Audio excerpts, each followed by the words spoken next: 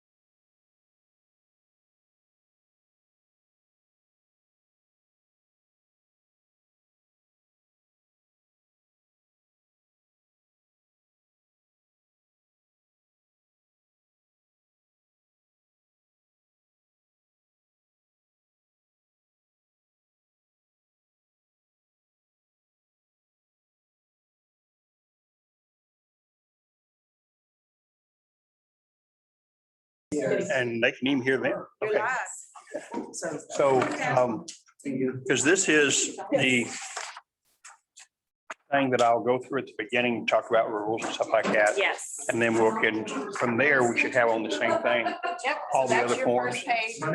So let me see that first page again. So Robert. That's that. Okay, great. Perfect. Perfect. Yes, Yes, ma'am. Thank you very much. You're welcome. So you're live and they can hear you.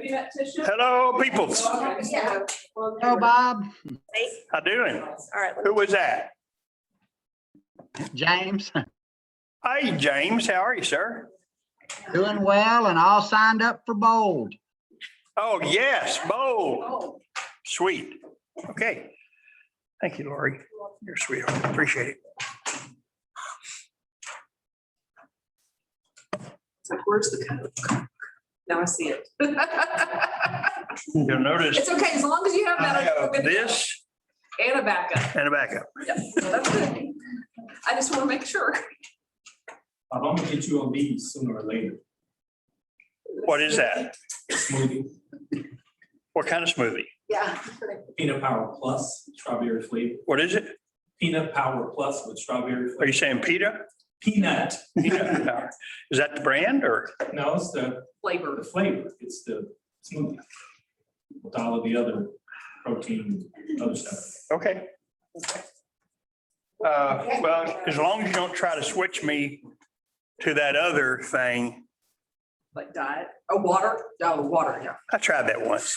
What's the point? I mean, it's just I know. no point. Good for us, so we have to stay hydrated, Hey, right? I have water in my Coca-Cola, Well, once you do that, especially the Ice- fountain ones, lots of it. They're not as. You're talking to a former Coca-Cola addict, and when they changed the formula back in the 80s. I took you off it right there. You said, that's it, I'm done. Oh my God, no, we filled up a closet at the house with 2 liters of the original, and we were down to the last 2 liter right before they brought it back. Here's how I survived the change. That's mine. Yes, what color do you want? Whatever color. Give me the orange, please. When they made that change And I'll clean it up. down in Richardson on Central, just south of Mid Park, there's a discount tire store. Yeah. And the owner of that store had a Coca-Cola machine in it, and he had cases and cases of the classic Coke. Mhm. And that's how we survive it. We go down there and we get a drink and we get that, you pay for it, but I mean, still, so there. Do you really? Wow, that's pretty cool. Yeah. When I say hardcore, I mean hardcore. Okay, so welcome my Zoom folks.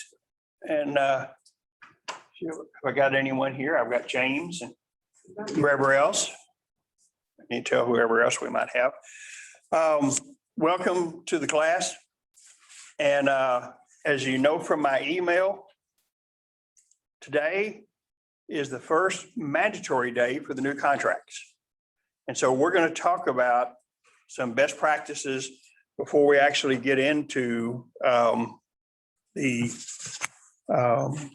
forms itself and work through that.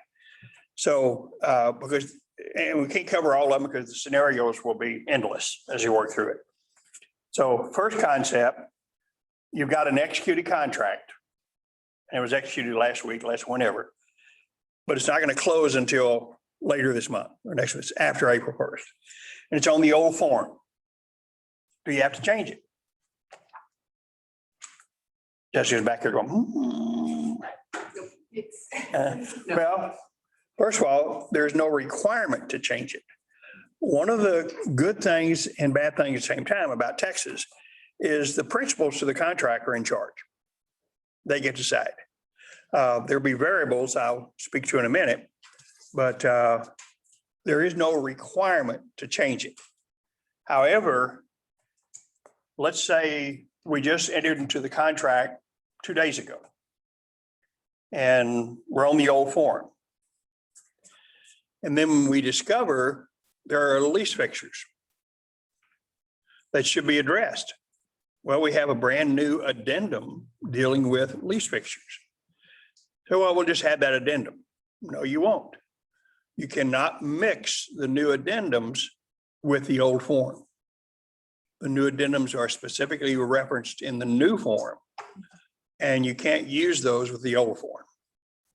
So if the buyer and seller say, wow, we got some lease fixtures here, we need to address that, then they would need to amend the contract to the new form in order to be able to add that addendum. So there will be variables that will pop up that the parties need to be aware of their options and their choices, which means the agents need to know what they can and cannot do. And and one of the first ones is, the parties can move forward and close virtually on any contract form they want, because even though the promulgated forms created by the Texas Real Estate Commission are forms that we have to provide to our client, the reality is clients can use anything they want to. They can create their own form and sit down and write it out and just do it and work through that process and make it work. So, but when your client starts doing things like that, your clear obligation is to advise them, seek legal advice so that they'll have some understanding of what it is they've just agreed to and have just created as you work through it. But there is no legal requirement to change to the new form.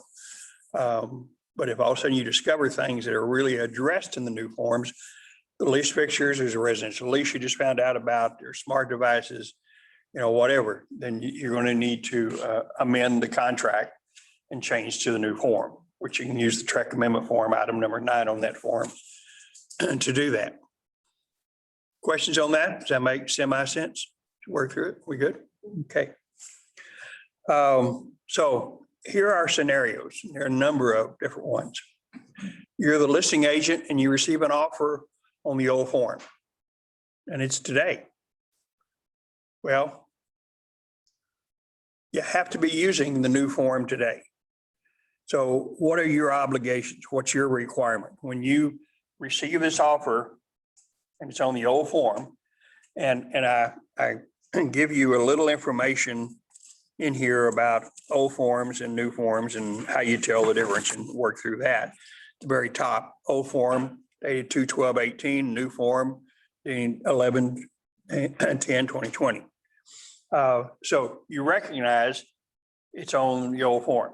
And one of the things just should jump right out at you. When you look at the old form and on page 1, paragraph 4, talks about those disclosures, doesn't have leases on it.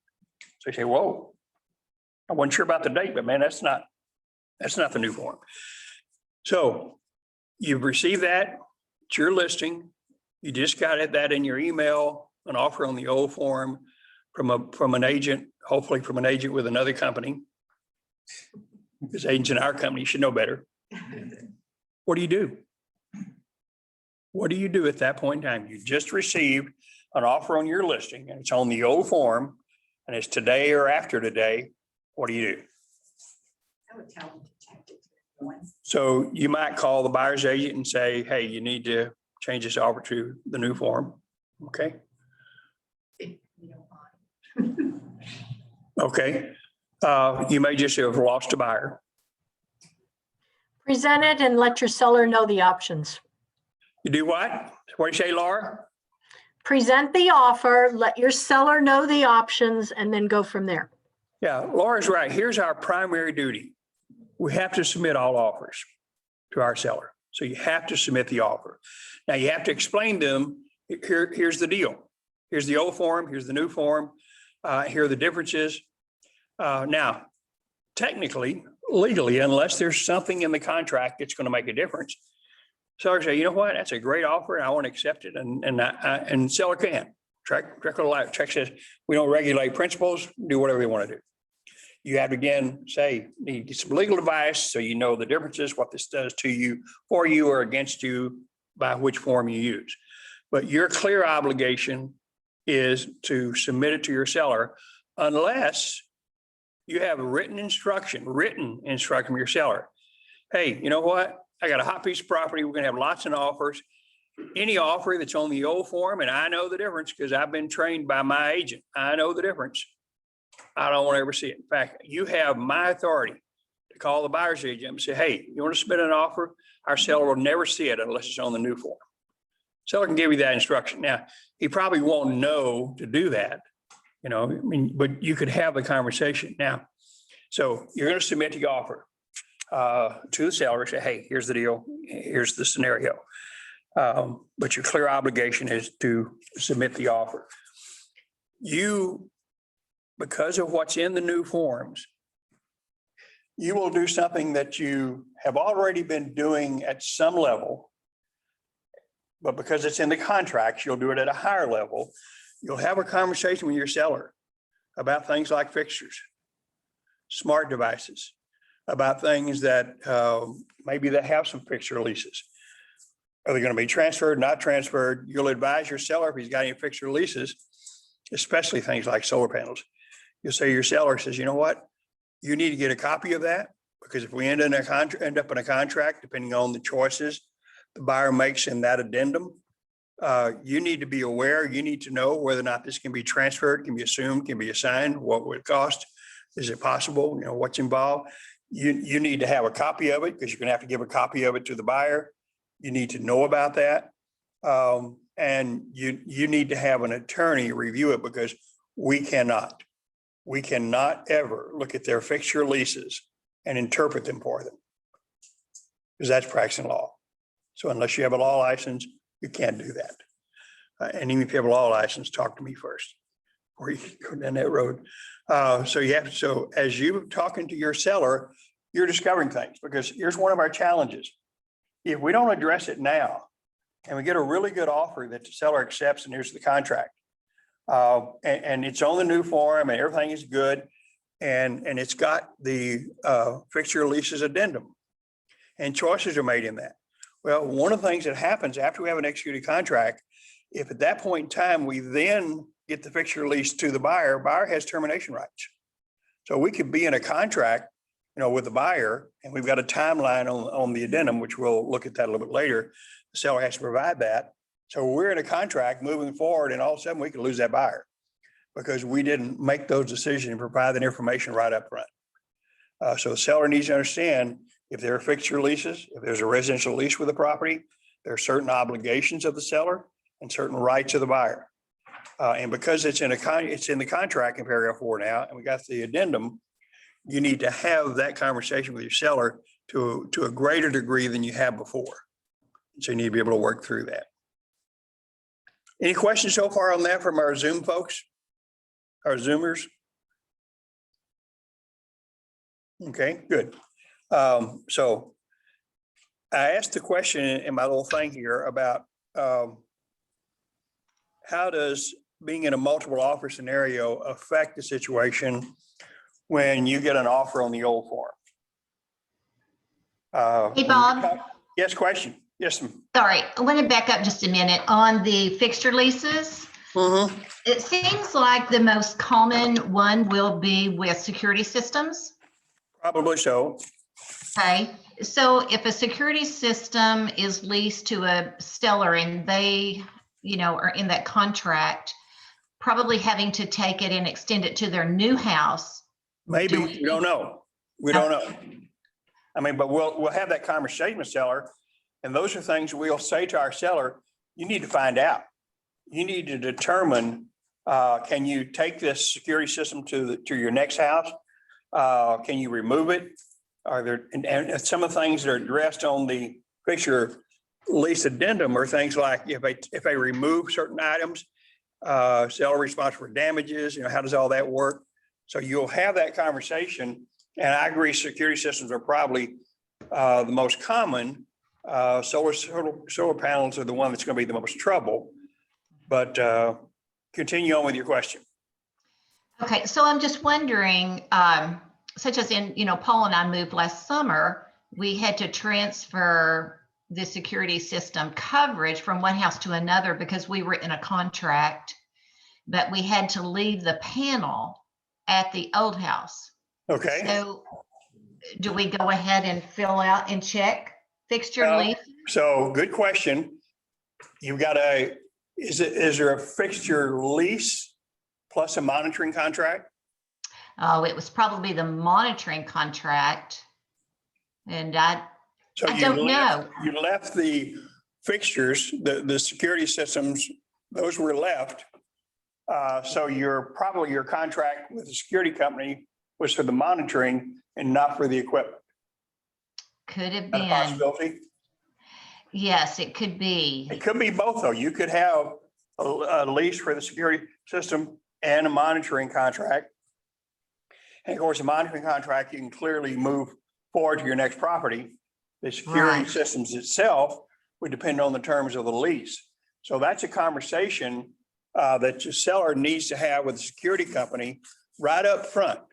So we know as you go through the process, what's going to happen and what you need to tell. Because this was before the new addendum. And on the new addendum, the buyer has certain choices in here about assuming, fixture leases or not assuming fixture leases and what it's paid for and so forth. So you having that conversation with the seller about the terms of that and having the seller understand what their rights are regarding that lease. Because that will vary dramatically from one security company to the other and from one monitoring contract to the other about what the seller can and cannot do. Okay, thank you. Thank you. So this will be one of the, in my opinion, one of the really good things about the new contracts, the 2 new addenda, is it forces us to have conversations we should already be having. Because it makes it actually easier. We now say to the seller, well, it's in the contract, so let's talk about it. Because before you just kind of bring it up, well, hey, it's here. So let's address it and let's deal with it. So in a multiple offer situation, I think, and then you guys are in the field and you're in the trenches and you're dealing with it. It'd be my opinion that if a seller is sitting there looking at 10 offers and 9 of them are on the new form and a 10th is on the old form, I think the buyer on the old form has a significant disadvantage. And I think that'll come into play on multiple offers, which tells me that if you have the buyer, and that could be the case, you need to make sure your buyer is using the correct form. And we touch on that in the buyer side of all this. Because it could really make a difference. Because one of the things that we know, and I'm not saying it in an unkind manner, but the range of knowledge out there about the forms, as you already know, because you had to deal with it, is significant. And a listing agent who has no idea what the responsibility of the seller are and what's going on here, this is going to be totally on you as on the buyer side. And same thing when you've got the listing and buyer's agents are doing things and they don't really know, what they're doing. They say, oh, there's a new form. Well, when was my broker going to tell me about that? Well, let's see, in our 4th class now. So Charlie, do you have a question? Are you good? We good? You look like you had it. Okay, we're good. I was wondering why you spilled something on your shirt. April Fool. It is April 1st, isn't it? Well, My dad used to do that. Yeah. Every single year. and Tommy Thompson using today said, Bob, I've heard that the new rules are we can fill out the contract forms in pencil. We don't have to worry about whiteout or anything like that. I said, well, that's true. I would agree, you can. By the way, you've always been able to complete them in pencil. There's never been a law against it. It's just incredibly bad practice as you kind of work through that. So we see how in a multiple offer situation, using the correct form can make a difference, can really cause things to happen or not happen or be good or not good as you work through all that. Okay, so next point I have here on the buyer's agent. You've got a buyer, you've been working with them for a number of weeks, maybe months. And you've been submitting offers on the old form because that's just, what you did. You now are about to submit an offer for that buyer today or after today. And you should be using the new form, but you inadvertently create that offer on the old form. How does that happen? Because you've got your buyer on a template with the old form. And while Zip Forms updates their forms, they don't update your template. You've got to do that manually. And so you need to do something with all the buyers you've got who are on templates, who are on old forms, and you've got to make that change because you'll find yourself inadvertently do it. We'll find ourselves a month from now getting offers on the old form. And my question is, first of all, to the agent is, how do you even have that? Where's that even coming from? Well, it's right there in Zip Forms. Well, it's not in Zip Forms because they updated it. And it's, so you need to make sure that you do that because otherwise you may inadvertently use the wrong form as you work through it. And we've already established that from the listing side, the correct form can make a difference. Well, the same thing from the buyer side. You need to make sure if you're in a multiple offer situation. And I guess it's really redundant today to talk about if you're in a multiple offer. You're making an offer, you're in multiple offer. And that's just kind of how that is. And by the way, you should just know as a little bit of an aside, when you have the listing and you get those multiple offers and you don't respond to everybody in the next 10 minutes, I get the phone call. Because my name is on the listing in MLS. There's Bob Baker. And I say, well, right, okay. So they call me and say, we sent this offer in and I haven't heard anything. What's going on? And I got that yesterday afternoon. And good listing agent. I know she had done it right. And she had, Saturday, which is when this offer had been sent in, she had put in MLS, she had put in showing times, multiple offers, let everybody know multiple offers. And here's the date that the seller is going to make a decision, work through the process. Here's the final best offer date. And then the seller has made a decision and she's now sending emails out to everybody our seller did, was working to offer somebody like that. So she's already done that, but I'm getting a call, and it was ironic. It wasn't even from the agent. It was from the somebody who helping the agent. He said, my friend, an agent, hadn't heard from your people, and they really need to. And what's going on here? I said, well, because I get those phone calls. But even when you're doing it right, I still get the phone calls. So that's why I try to get to everybody. Okay, when did you submit the offer? And did you check, showing them to check them and work through that process? So you got to do it. Now, there's another thing on my fourth item here. Earnest money and option fee, paragraph 5, something that I hadn't thought about. And I was talked to one of the title companies about it. One of our favorite, Kelly Wald over at over at Republic. And because I had an agent in my Rockwall office who wrote an offer. And because of the formatting, blanks are all different, places are all different. And she just missed the blank for the option fee. She put in the number of days, she did her she did all those things. But the blank for the amount of the option fee was blank and stayed blank. And they've got an executed contract, which means her buyer doesn't have an option period. What made it even worse is on that particular property, the listing agent is also one of my agents at Rockwall. So it was an intermediary situation. We did get it worked out, but I hadn't thought about the fact that, it's different now. The way it's formatted, the way it's set up, and we're used to blanks in certain ways and blanks to be filled out and things like that. And when we look at it, we say, well, people are going to miss that. We hadn't really thought through it. Our focus was on, if you're going to combine them in one amount, earnest money and option fee, make sure it's the correct amount, make sure that's done right, and work through that process. But making sure that you really are paying attention to the blanks and have done it correctly. I did explain nicely to the agent who had the buyer, because she's been with us a couple of years, a good agent. I said, one of the reasons this happened is you didn't follow one of my 3 absolute rules.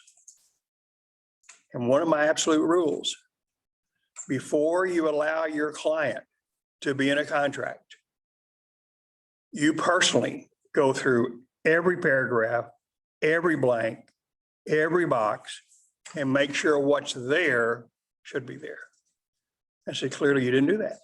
And she hadn't, because she had done that, she'd say, oh, there's a blank, I wonder where to go to that blank. She would have done something. That's one of the reasons that we have to do that, because you'll miss things.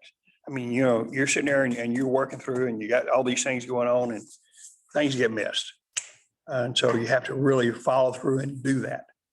So make sure that you're comfortable with that new format and how it's all set up, what the blanks are for and what needs to be done in a situation. What made that particular transaction even a little bit more interesting is the buyer, who was really, really serious about property and had no intent of terminating or getting out. They really wanted the property. It was only, I think it was about a $500,000-$600,000 piece of property, but the buyer put $100,000 in earnest money.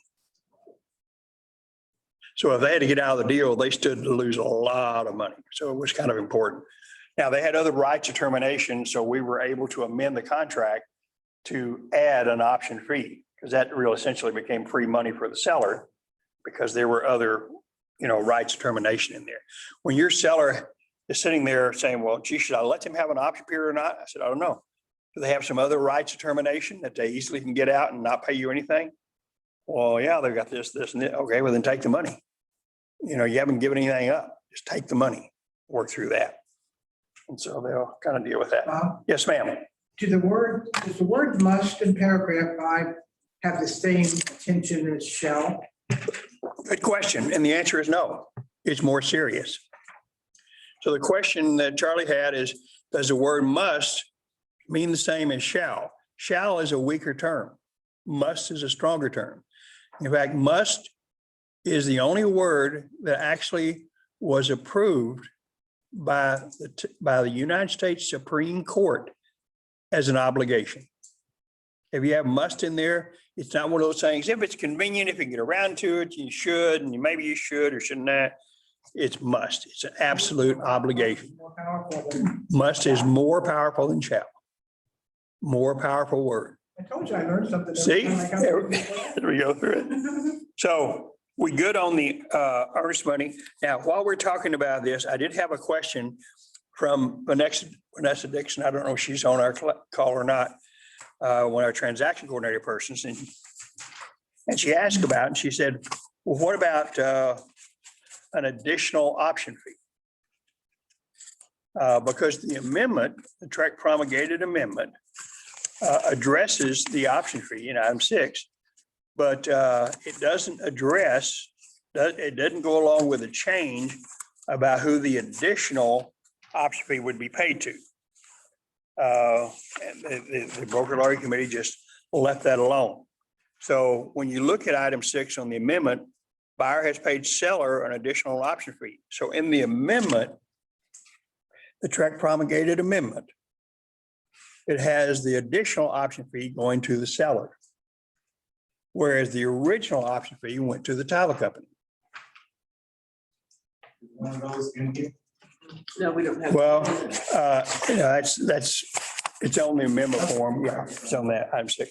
Now, I asked Charles Kramer, co-chair of broker lawyer committee. So did you guys talk about that? Did you address it at all? And he said, yeah, we talked about it. He said, here was our thinking. Most of the time, the additional option fee is like $1 or $10. And we did not want the title company to mess with $1 or a $10 check. We just didn't want to deal with it. So we figured, let the seller have it. Now, I understand that, and that's a good thought, but at some point in time, when a seller figures out, I really want the option fee. I think this is a really shaky buyer. I think they're gonna go away.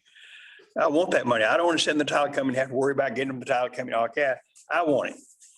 So maybe the seller says, how about the option fee being $10 and the additional option fee being $200? Because that's going to be paid to the seller. I mentioned that to Charlie. He said, okay, Bob, that's kind of hypothetical. I said, well, yeah, but it can happen.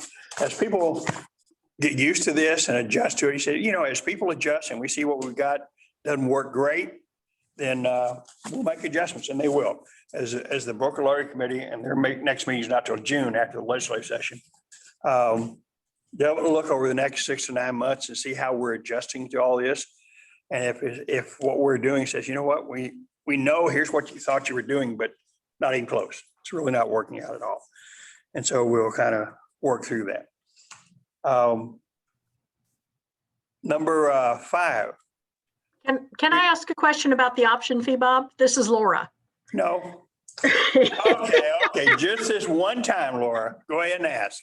Okay, so the option fee in the new contract is automatically credited to the Sales contract price. to the Sales price. buyers. Yes, thank Sales you. price. Yes. And if a buyer wanted to be more competitive and they wanted the seller to be able to keep the option fee, can that be a business detail under special provisions? Yes, it can. And she brings up a good point. In the old contract, in paragraph 23, you had 2 boxes. You had a right. Credit sales price, not credit sales price. And some buyers in a very aggressive negotiating position said, I'm going to pay $200 option fee seller. And frankly, this is a bribe to you. Take my offer. And this is just $200. Here, take it, go to lunch, have a good day. Because you're not going to have to give it back at closing. Here it is. And so that is a technique. But you're right. If the buyer wants to do that, they have to go to special provisions and write it in. It would be treated as a business detail. Now, in some ways, that may be good because even before, when you checked off the box will not be credited, frankly, you had to explain that to the listing agent for the listing agent to understand how that benefited the seller. Because they didn't understand, they didn't notice, they didn't see it. You had to really say, here are all the things we've done in this offer and make it really good for your seller. So just work through it. But you're right, Laura. You have to put that in special provisions, paragraph 11, and that'd be a business detail. Now, here's the key with business details. If it's a business detail, which means doesn't affect legal rights of the parties, you still need an email from your client giving you instructions. Here's what I want you to do in paragraph 11. Here's the business detail I want to see in the contract. So we still need that so that this is not you making things up. It's your client saying, yeah, here's a business detail I want to insert in the contract. into the offer. So you still want to have that from your client. Thank you. Yes, ma'am. Thank you. Can we go back to the dollar for the, Yeah, additional option fee. Holly and I are in a situation now where we're getting ready to have the second extension for another dollar. Do we have to get that to the title company, the $2, or do we? Well, no, it goes to the seller, Yeah, so we can take it directly. to the listing agent. Sure. If it were $1,000, we can still take it to the. Yes. Okay, Yep.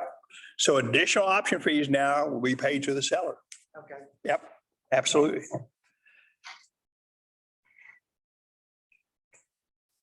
Oh, there's some things that are going on with that stuff. People get very creative. I don't know how they come up with this stuff. And if you got a buyer who's also an attorney, and he'll quote you the Joppich, Texas Supreme Court ruling. Well, technically, I don't have to pay you anything. You know, the fact is, you acknowledged in the paragraph, and there's language in there, you know, just the intent is sufficient under the Joppich Supreme Court, Texas Supreme Court ruling, that that's sufficient. I don't actually have to give you money. There has to be an intent there. That's it. Well, that works for the attorneys and the attorneys only. We don't ever go down that road because then we're giving legal advice to people. We don't want to do that at all. So number 5, we're experiencing more contract fallouts, many of them early in the transaction, and we are. We're having more deals fall apart. Why do you think that's happening? Because it's a fact, we are. Why do you think these deals are going away sometimes the very next day after we have a contract? Because people have put out multiple offers on multiple properties. Yeah, buyers have multiple offers on multiple, and may in fact be in multiple contracts. And their only real risk might be the option fee or less depending on other rights termination. So this is happening, and it's happening a lot. And we get into some interesting challenges. So you've got a mandatory homeowner association. And we just recently had this with one of our agents who had the seller and contract like on a Friday and Saturday, the buyer terminated under the HOA. Option fee hadn't been delivered, earnest money hadn't been delivered. And the seller says, well, whoa, I got to have an option fee. They're going to terminate, I got to have an option fee. Well, they didn't terminate under the option provision. They terminated under the HOA provision. And so I said, well, what are you talking about? We haven't even ordered that stuff up yet. Well, it doesn't matter. And they thought that the buyer had to give the seller a certain amount of time to come up with the subdivision information under paragraph A1 and work through that process. And that's not the case. So we need to be comfortable, which comfortable may be too strong a word, but we need to, whatever, with what the rights are for buyers and be able to terminate contract. And without making our sellers paranoid about this, they've got to be aware of what can happen fairly early on. That's why as a listing agent, you will always ask the questions of the listing agent. Is your buyer in multiple offers? Is your buyer in multiple contracts? Does your buyer have a house to sell? Because frankly, a lot of lenders and their pre-qual letters don't address the buyer having a house to sell. And so unless you ask the question, you won't know. And you need to know all those information, you know, and things like, I mean, I've got 9 items on my criteria list for a seller in a multiple offer situation, and those are some of them as you kind of work through that. So you've got to ask those questions and go through it, helping your seller understand we're not looking for the highest price here. We're looking for the one that's most likely going to close. And certainly, hopefully get past the next couple of days or get past the option period or something like that.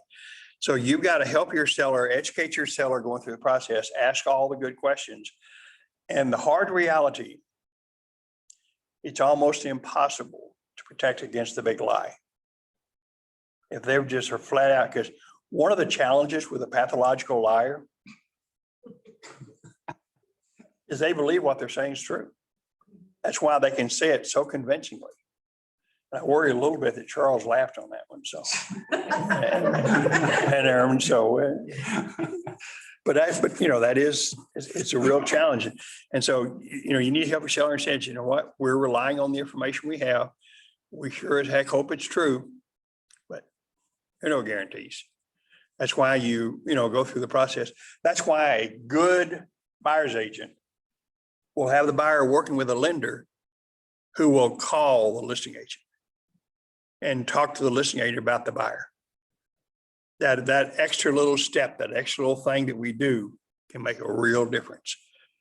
So a good lender does that and makes that difference. Because one of the things a listing agent's got to do in a multiple offer is say, are these good buyers? They're really qualified. I know I see the piece of paper, but I want to talk to the lender and get the lender's opinion about these buyers and go through that process. And so a good buyer's agent will already have that taken care of. We'll have them go through that process without you misrepresenting in any part the quality of your buyer. You see, you don't get to have that opinion. You don't get to say, this is a solid gold buyer. This is the best buyer I've ever worked with. There's no way this buyer won't be approved and qualified. See, you don't get to do that because then you're responsible. It's okay for you to speak up for your buyer, good people, and especially somebody that you know well like that. But you have to be careful because they will nail you on all those things about the buyer when it turns out it's not true and your buyer's been ripping you off. And then you find out after the fact that this buyer is just really good about their stories. So you have to be very, very careful. It's like you don't ever make any statement about the condition of the property. Unless on your license it says salesperson, comma, plumber, comma, roofer, comma, foundation expert, comma. Unless you also have that on your license, you don't get to talk about that, right, Jessica? That's right. She was going to do that until she said, wait a minute, that's not on my license. I can't say those things. Work through that. So we all agree this is happening a lot, in fact, more. And I think the single biggest reason buyers are desperate and they're making offers on multiple properties. Now, we went through a process before this and before a little previous, back in the good old days. If a buyer had made an offer on a property and then they want to continue to look at properties and make another offer, you'd stop working with them. You say, you know what, I need a buyer who's committed. I don't need practice driving buyers around and showing them houses. But in today's market, different world. It's a different world. And we have to help our buyers in different ways than we did 5 years ago. Just kind of work through that process. So it can be a little bit of a challenge. You also have in your packet in there. Yes, sir. Question. Is it legal that your buyer say, hey, I want to shoot 3 offers to 3 different properties because I don't want to be homeless? Should you just focus on one, or you can shoot multiple offers So can a buyer make multiple offers? at the same time? Yes. And then just kick the can for whatever he doesn't like. right? Yeah, in fact, the buyer can be in multiple contracts at the same time. Their risk is the option fee, Right. or if they have some other right of termination. Here's what you have to be careful of. You have to feel good about why your buyer is doing this and that you really do have a good buyer.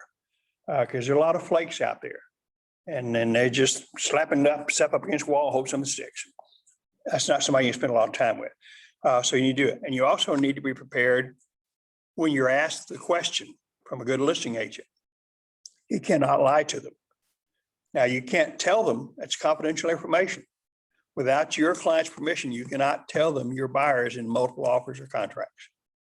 You have to say, my buyer has not authorized me to tell you that information. Well, you just did. Otherwise, you'd have said no. So the fact you said anything other than no tells the listing agent buyers in multiple offers or multiple contracts. And in today's world, what was it? WFAA just had a thing recently where they're showing people and umbrellas and threatening people and people getting first in line to see the house and stuff like that. I mean, it's crazy. And people are just lined up to see a property, and you're seeing 15 minutes of showing time kind of thing. And so you can see why a buyer say, you know what? We'll look at the property after we're in a contract. Right now, let's get offers in. Let's see what we can do. Which, by the way, is one of the questions a good listing agent asks a buyer's agent. Has your buyer seen the property? That in of itself is not a killer, but it's kind of good information. Because the buyer that I think is the highest certainty of close is a buyer who's seen the property, is well pre-qualified, can answer all the right questions about their situation, and they're owner occupant. And I know right now it's financing and the quality of the financing.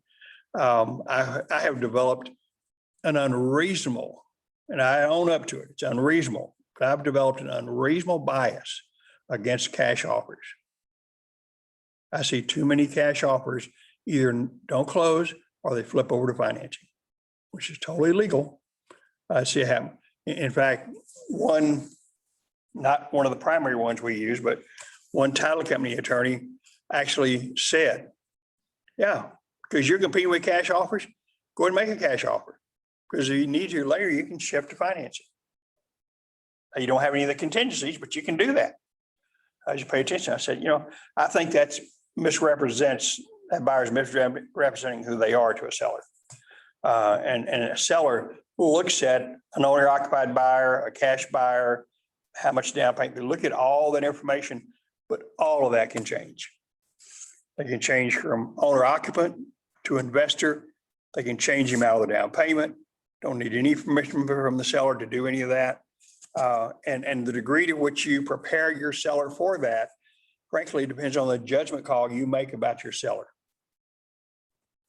Because if you've got the kind of seller who just in a heartbeat just goes ballistic and freezes and gets overwhelmed, and you've got to be careful how much and what type of information you provide them to work through that. So question on that so far? Now, trying to figure out how I can move this thing up, down, whatever. Where you want to go? I want to go to, okay, so we got the contract form. Question? This is Sally. I just wanted to make a comment. You mentioned the showing time and the 15-minute showings. I've Yeah. had recently multiple agents, not from our brokerage, but multiple agents say to me, don't worry about showing time, just go. And what I learned the hard way is the showing time default when you're setting up a listing is no overlapping showings, which does not work very well. And it's Really? also defaults to 15 minutes. You have to be very careful when you're setting up your showing. So it may not be real. Right. And so when you ask them, have you seen it? You can look and see that they haven't shown it, maybe, but some people are out there showing it whether they've made an appointment or not. Oh, sure, they drive in the neighborhood and they see a crowd up front of the house and they just get in line, Exactly. and that's just kind of crazy. Okay, so here we have the contract itself, first page contract. We actually have had 3 classes where we went through this. And I'm certainly happy to entertain questions because it's really hard for me to accept, and just the cross I have to bear. Not everybody's been in my classes. I don't know how to deal with that. It's just hard to understand that, but anyway, so, but I don't want to be redundant. I don't want to keep going over some of these things, although I'm clear, and you need to know this. It will take you a while to adjust to the changes. It will take you some transactions. I heard earlier, several of you just had your first transaction in the new form. It'll take you a while to work through it, and you'll discover things that are in the form. You go, wow, I didn't realize that was there. Especially in paragraph 5, talked about the earnest money and the option and dealing with all that. There's some little things in there. So, as we're dealing through it, one of the first things that you need to have a sense of and deal with the new contract and working through this is you need to understand paragraph 4 is actually a very easy paragraph in that it either applies or it doesn't apply. And we're on the listing side, you need to make sure you've had that really rapport building, healthy conversation with your seller. Hey, it's in the contract now. Let's talk about it. Do you have? Well, yeah, okay. We've got a tenant in the property, but they're moving out next weekend. Oh, well, we have an addendum. Let's deal with it. Let's work through it. So you need to have that work through it. So you need to have that, and you need to make sure without telling them how to do it, in the seller disclosure notice, the one we use, the Texas Realtor Seller Disclosure Notice. In section 1, we talk about fixtures. We talk about lease to own. Now, so that's theoretically good information to have. Now, having said that, on the buyer side, you can't rely on that. You have to ask the question. You have to have the conversation. And a good listing agent will have that information because a buyer's agent, a good buyer's agent needs to have that information to write an offer. Because if there is a fixture lease, if there's a residential, you need to make sure you check the appropriate box in 4. Jessica? I was gonna say, I put a listing on the market last Wednesday, like a month ago. Very long time, yeah. Last Wednesday, and we had 87 showings the first day, First day, 14 offers the first day. We ended up with 49 offers and at 140 something at the open house. What I'm trying to say is getting information to the agents saved me a lot of time because I put in MLS like how to write a winning offer. yep, And I listed a lot of, provide the information. because I can't get back to everybody. Nope, you I just can't. Physically can't do it. No, and so they. But they will really be unhappy about that and they will call me. Well, But I'll explain to them, I said, you know what, Jessica is a really busy agent. She shouldn't have time and she probably doesn't like you, but that's okay. well, it's great because they would call me and then they would text me because I didn't answer. And then they were like, oh, I saw it in transaction. That's never mind. They would answer their own question.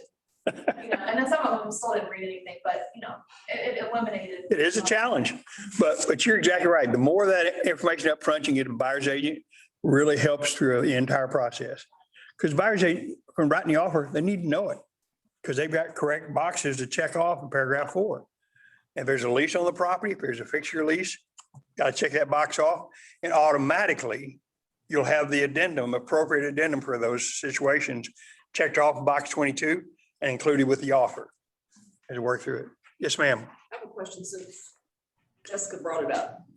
But I was making an offer on a property for a client, and in the offer instructions, which I read, I've been trained well, it said must use ABC Title Company. Not preferred title company. Must use, have to use them. Here's the company, here's the It one. was even more stringent, must use ABC Title. Certain person at that title company. Yeah, in order for your offer to be reviewed. Basically, like if you didn't use Title ABC, they weren't even gonna look at your offer. Yep. And we're going to have to be optimistic if the seller in fact agreed with and gave those instructions to the listing agent. Probably not, but My understanding was that, and also, so to follow that up, seller will not pay for title policy. that's a problem. Okay, so that's what. That added part, that's a problem. Yes, it was the added part. I was like, is this? Yeah. And of course, it wasn't a KW agent. They were just trying to copy us, but it's a poor imitation. But, yeah, because they insisted that, and it also said that seller will not pay for title policy. In addition to, And see, that additional is a problem. yes, that's what. Oh, now, it just indicating preferred, which we see a lot, or even saying, here's the title company, the seller, it's not there. Now, one of our challenges, we understand the RESPA rules, section 9. Seller cannot require buyer to purchase from a particular provider. So we understand that concept. However, we also understand from the buyer side that we know what the seller is looking for in a multiple offer situation. Sellers are going to toss any offer that doesn't have that. And so buyer, you have the right to choose the title company. And you have a right to not buy the house. You have a right to not be in a contract. What do you want to do? He says, well, now in this case, because of the additional language, buyer should go ahead and close under this and then file a complaint against the listing agent and our seller. But let's get the house done first. Let's get to a contract. Let's get this sucker closed. Let's go ahead and bite the bullet now and go after them later. Because by having that additional language in there, that was a clear violation of RESPA. Because they were requiring the buyer to purchase from a particular provider. They can't do that. And so there's a problem. But the real world side of this is buyer wants the house. And they say, hey. And the other side of this, and I know you guys have heard me say this a number of times, title company should never be a deal killer. As long as it's one of the good retail title companies. Now, sometimes it's some funky title company down off Harry Hines, and ABC Title Company and Records and Auto Supplies. I say, really? Wow. So those kind of make me nervous, especially, because the service level changed dramatically, just like the service level for many builders Their title company is significantly different, but different deal. So paragraph 4 either applies or doesn't. And if that situation going on there, you need to see the appropriate boxes and all that's checked off as you work through it. Bob, a Question. quick question. Yes, Have you ever ran into on that, well, I know we hadn't had this contract yet, but what if there's a tenant in there, but there's actually not a written lease? If the seller just says, oh, they started living there and paying me, and then we just made an agreement they could stay. And so you have a person in there, but actually nothing in writing. yeah, we have had that. So the question that James brought up is there's not an actual written lease and somebody is, and often it's because there's a relationship. Sometimes it's been years like that. You know, they've got their cousin or they got their good friend, who were, you know, fraternity brothers and whatever, and they've been there for 5 years and we just never needed a lease. He pays every month, everything's fine. Well, you don't have a lease to get to a buyer, but you have a tenant in a property. And a tenant has certain rights of possession. Now, without a lease, they may be considered a tenant sufferance. They may be in a little different legal position, but they certainly have rights of possession. In Texas, rights of possession are very strong. And so the buyer needs to make sure as a minimum, they talk to a good real estate attorney about, you know, what's going on here? What do I need to make sure? Because we don't want the buyer to close and then go out and discover and find out that what? Oh, say he's staying, and he's gonna say, you know, I was really looking forward to, by the way, you know, Charlie, who I used to have this with, never fixed anything, so I'm expecting you to do it, and whatever. So it can be a real challenge. So they need to know, because you've got somebody in the property has certain possession rights, and you need to make sure that you are okay with that, accept it, don't accept it, whatever. But yeah, we have that, and that just means you've got some extra work to deal with it, because you don't have a written lease, and the addendum talks about written leases. And not only is he been there and paying the rent for 5 years, the tenant remembers when he paid Joe, his good fraternity brother, that $5,000 security deposit. So if there's no written lease, how do you verify that? Well, there's no way to verify except conversation. What you're going to want, though, is some documentation from the seller on what's going on. The big thing is the buyer has to make a risk-based decision. I've got somebody in the property, and the best decision for the buyer will almost always be, before we close, that person has to be gone. And there's nobody in there that I've got to worry about and evict and do anything else to. And remember, we have nothing in the contract that impacts on that tenant, written lease or not. That's between the tenant and the owner of the property. So we have to require certain things of the seller in the contract and make them make the decision, go through the process. And the big one is the buyer says, you know what? We're not closing until. And that's going to be the best. If the buyer chooses to do anything other than that, or they better have some really good legal advice from a good real estate attorney. And I emphasize real estate attorney. So you need to have that, work through that process. So Bob, what Yes. if they don't find this out until all of their rights of termination are gone and they decide they don't want to take that risk? Do they get their earnest money back? Do They have should, because the seller is misrepresenting the property, and the seller has to deliver the property without anyone having any rights to the property. And that's a requirement in paragraph 9. You'll also see that in a title commitment, it'll be one of the obligations the title company will put in section C of the title commitment. People who have certain rights of possession or other rights on the property. So, but that will happen. Sometimes you don't find out about these things until literally at the last minute, unless you're Tommy Thompson, and then he really talks about this. Oh, hi, Tommy. Okay. So yeah, it's a constant challenge for us that, you know, things that are really important that we need to know day one, we don't find out until the end of the whole deal. I mean, we're getting ready to close and say, oh, by the way, I forgot to mention to you that my wife's second cousin by my third marriage is, you know, what? Who? Yeah, scoot over so you won't. There you go. Thank you, sir. I had a question. Yes, question. How easy is to kick a tenant in Texas? Okay, so the question is how easy to evict a tenant in Texas? It's not easy. although we have some clear things there. Here's a timeline, here's a process with the JP court that's in jurisdiction of the property.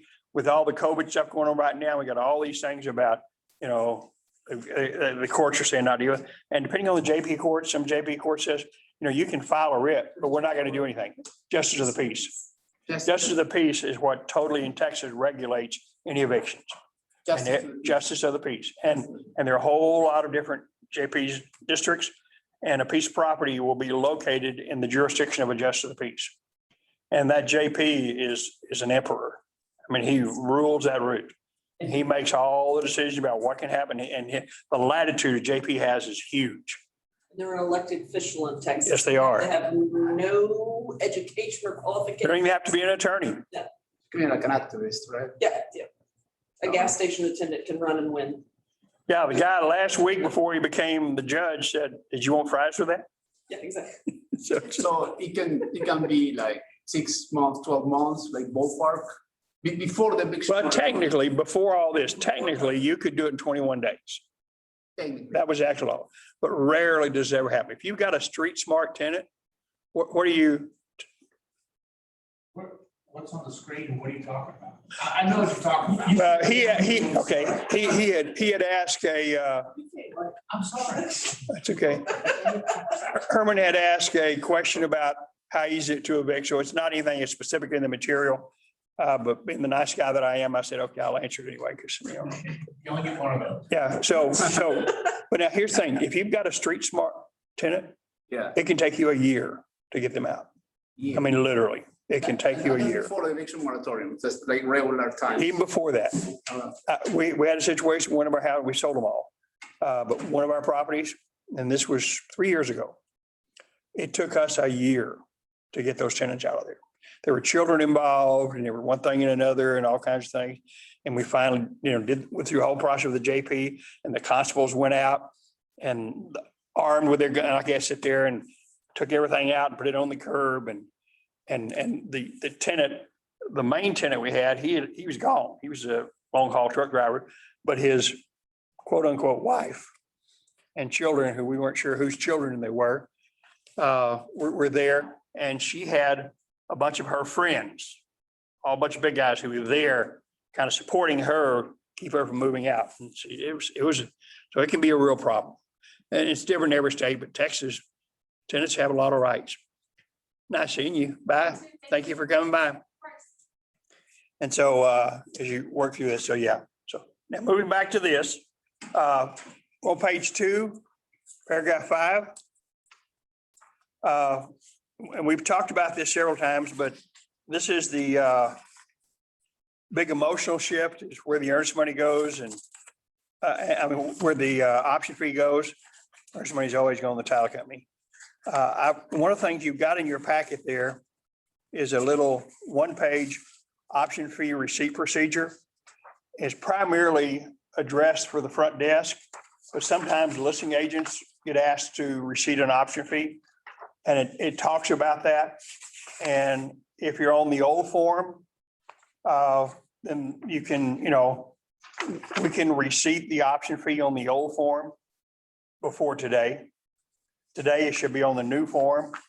And if an agent shows up using the new form with an option fee here, Debbie has this procedure and said, you know what, can't help you, you need to go to the title company. Because we will not receipt an option fee on the new form, because the language is very clear where it goes. And so we will not be able to do that. The problem that Debbie has is, Bob, I understand that, but you know what? It's not always the agent. In fact, most of the time, it's the buyer who shows up with the option fee. And sometimes it's not a check that we have to decide who's going to be made out to. It's a $100 bill. And that happens. I say, well, you've got to take them and their $100 bill and send them out the door and say, you know what, go to the title company. And they don't even know what that is. And they don't know, you know, so. But so on the new form, it's a little different situation, but this applies to you too. If you're the listing agent and the buyer's agent wants to work something out with you about the option fee or whatever, said, no, not me. Title company, got to take it there. Because that's the language in the contract. And it's very clear what has to happen. We talked a little bit about the challenge we're dealing with here. It can be 2 separate checks. or two separate payments, or it can be one. So the earnest money and the option fee can be one. And while the really good title companies, and I've specifically talked to Republic, and I said, so what will your practice be when our agent brings in, who has the buyer, brings in the option fee, earnest money, all in one check and a copy of the contract so that, we usually move forward. Does your person up front, do they check to make sure it's the correct amount? Now, people at Republic said, yeah, we will do that.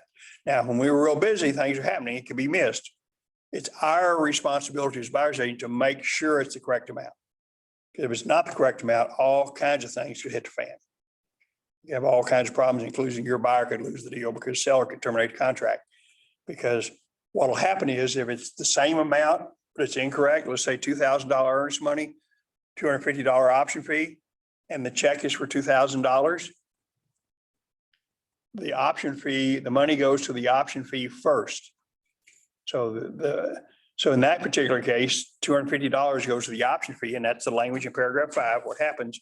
So the earnest money is only $1,750, which means the buyer has not delivered the earnest money within the 3 days required, which means seller can terminate the contract.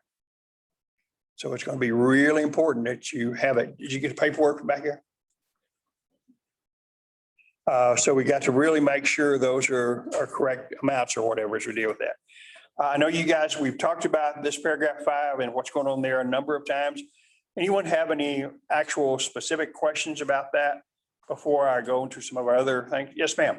What kind of form of funds could be a check, cashier's check, personal check?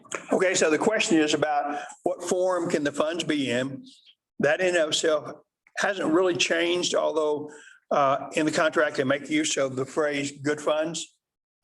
So it can be a check. I don't know any title companies that are willing to accept cash.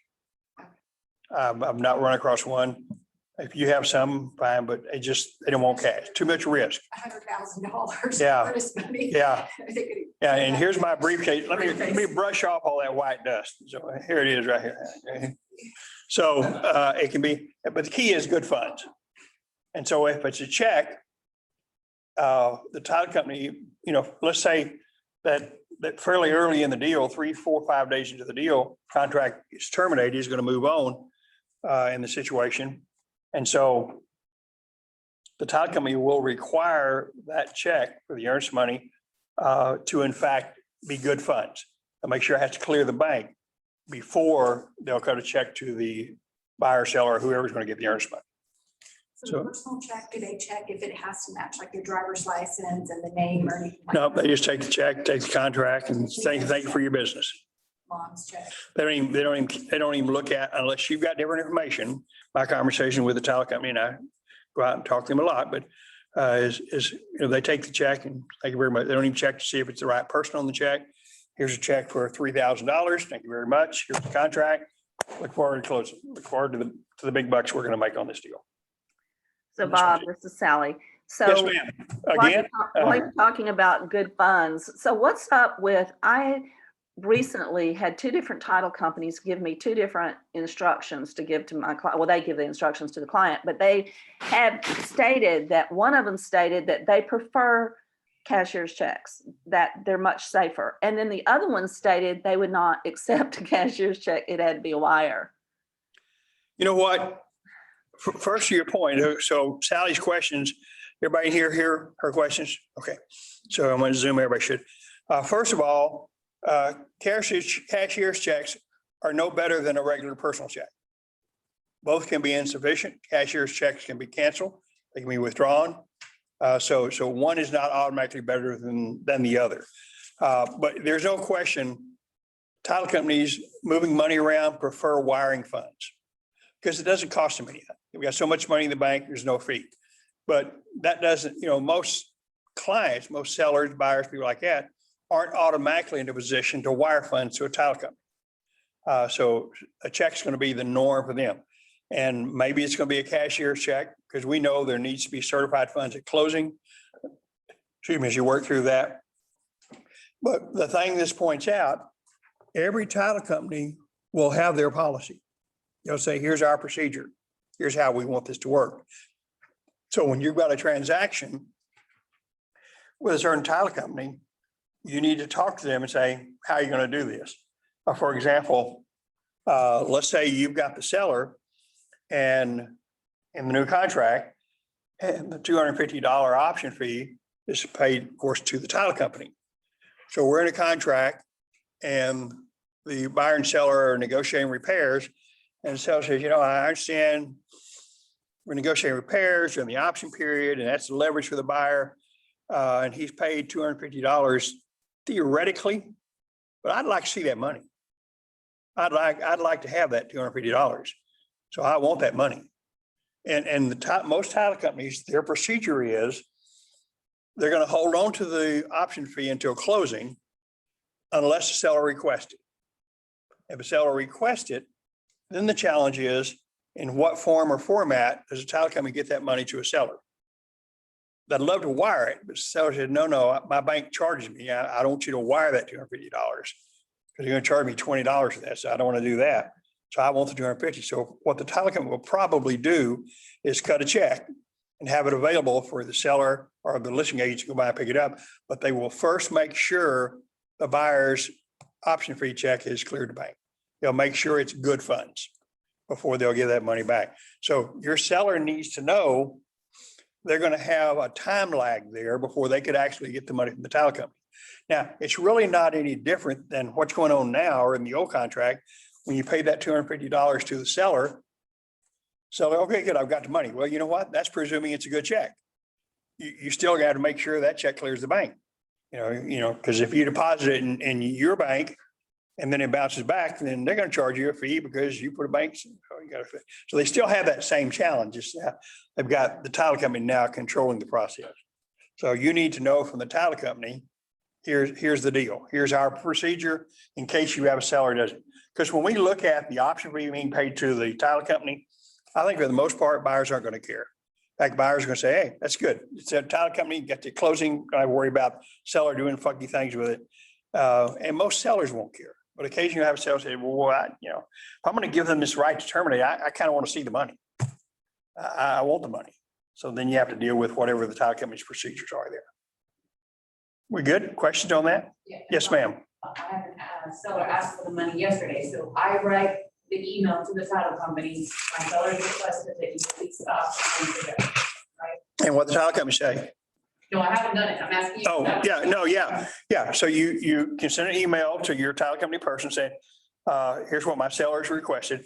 And that request from a seller, you want that in an email, not just a phone call. So your seller says, I'd like to have that option fee. So then you send an email. In fact, you can even forward the email from your seller to the title company person saying, hey, my seller would like that option. So what's your procedure? How do we do that? And then find out what it is they require. Because it's interesting that we're going to have sellers who say, yeah, I don't want to see the money. Yes, Tommy? So we extend the option period for $1. You missed that. So early on in the conversation, before you got that, so no, it's a good question because there are people on Zoom who weren't here, just like you. They were out taking a nap. I understand that. So here's the concept: additional earnest money in the TREC promulgated form, item number 6. No, option money. I'm sorry, additional option money. So additional option money in the amendment form, TREC amendment form, goes to the seller, and it still goes to the seller. So that dollar goes to the seller. The concept was the title company say, we don't want a check for $1. Pay it to the seller. So that language is still in the TREC promulgated amendment form that the option fee is going to be, the additional option fee is going to be paid to the seller. That makes semi-sense. Yeah. Okay, good. Charles, you got that? Well, and I noticed that he wrote it down. I was covering for me. I'm following the sword here, baby.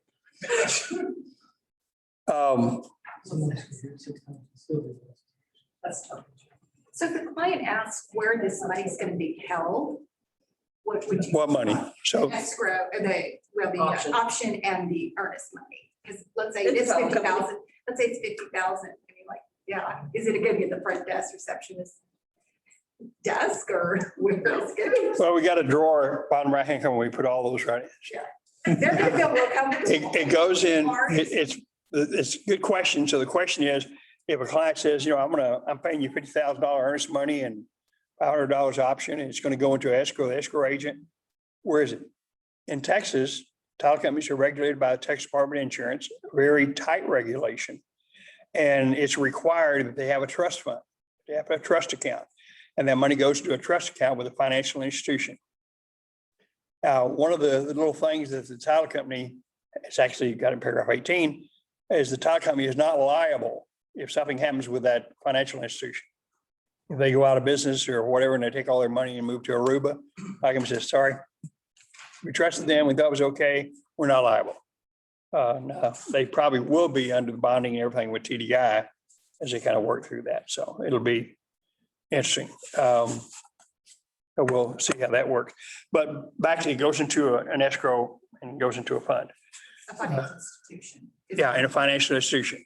And there's also language in there and since it makes sense in residential, not the same in commercial. There's no interest paid. Because typically it's just a small amount, but in commercial, you could have $200,000 earnest money. And so many buyers will say, hey, I want the interest on that. Now, that was back in the old days when there was actually interest. I'll give you a penny. Yeah, have a nice day, working through that situation. So we good with paragraph 5 and kind of working through the termination option and how that works. And it's good for you to look out for him because, it's a little bit of a- Anybody wears white kids tennis shoes, you gotta watch out. but hey, we're not after Labor Day. It's okay.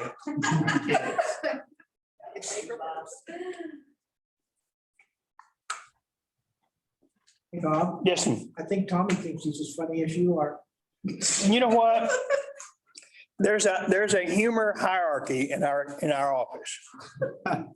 And 1, 2, 3, 4, Tommy's at the bottom. Who's for? Mike Brody.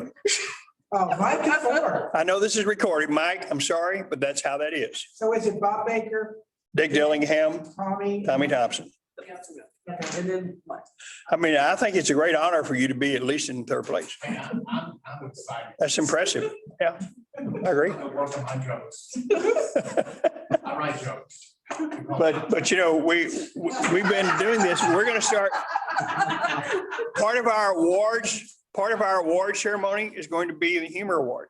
And that'll be a nice suitable for framing and it'll be a pretty good deal. Bob, we have a question in the chat that's been here a while, and Okay. we actually have probably not addressed it. Okay, Were the contract changes made to any other of the forms, such as the condo contract? okay, good question. So let me ask you, how many promulgated contracts does Trek have? 6. This is a trick question, right? 6. All 6 Trek contracts have been changed, just like the 1 to 4. They're all been changed. So there are 6. Now, we actually have 7 residential contracts, but the 7th one is for a new condominium. The Trek condominium contract form is for resale. So the new condominium contract is a Texas Realtor form. Trek doesn't have one for new condominiums. They do have new home contracts for improved and unimproved, complete and incomplete. Most builders use their own, but Trek does have the 2 new home contracts. They've got the 1 to 4 family, they've got the farm and ranch, unimproved property, the 2 new homes, and the condominium resale. So Trek only has 6. Yes, sir. Do they all have the 11/10/2020 date? They do. So the question is, they all have the exact same date, 11/10/2020. They were all changed by that same, they all have the same mandatory date of today. Today in there is mandatory. Now, we do have some the addendums also have the 11/10/2020. We do have two additional addendums, not additional, but the short sale addendum and the notice of termination of contract by buyer.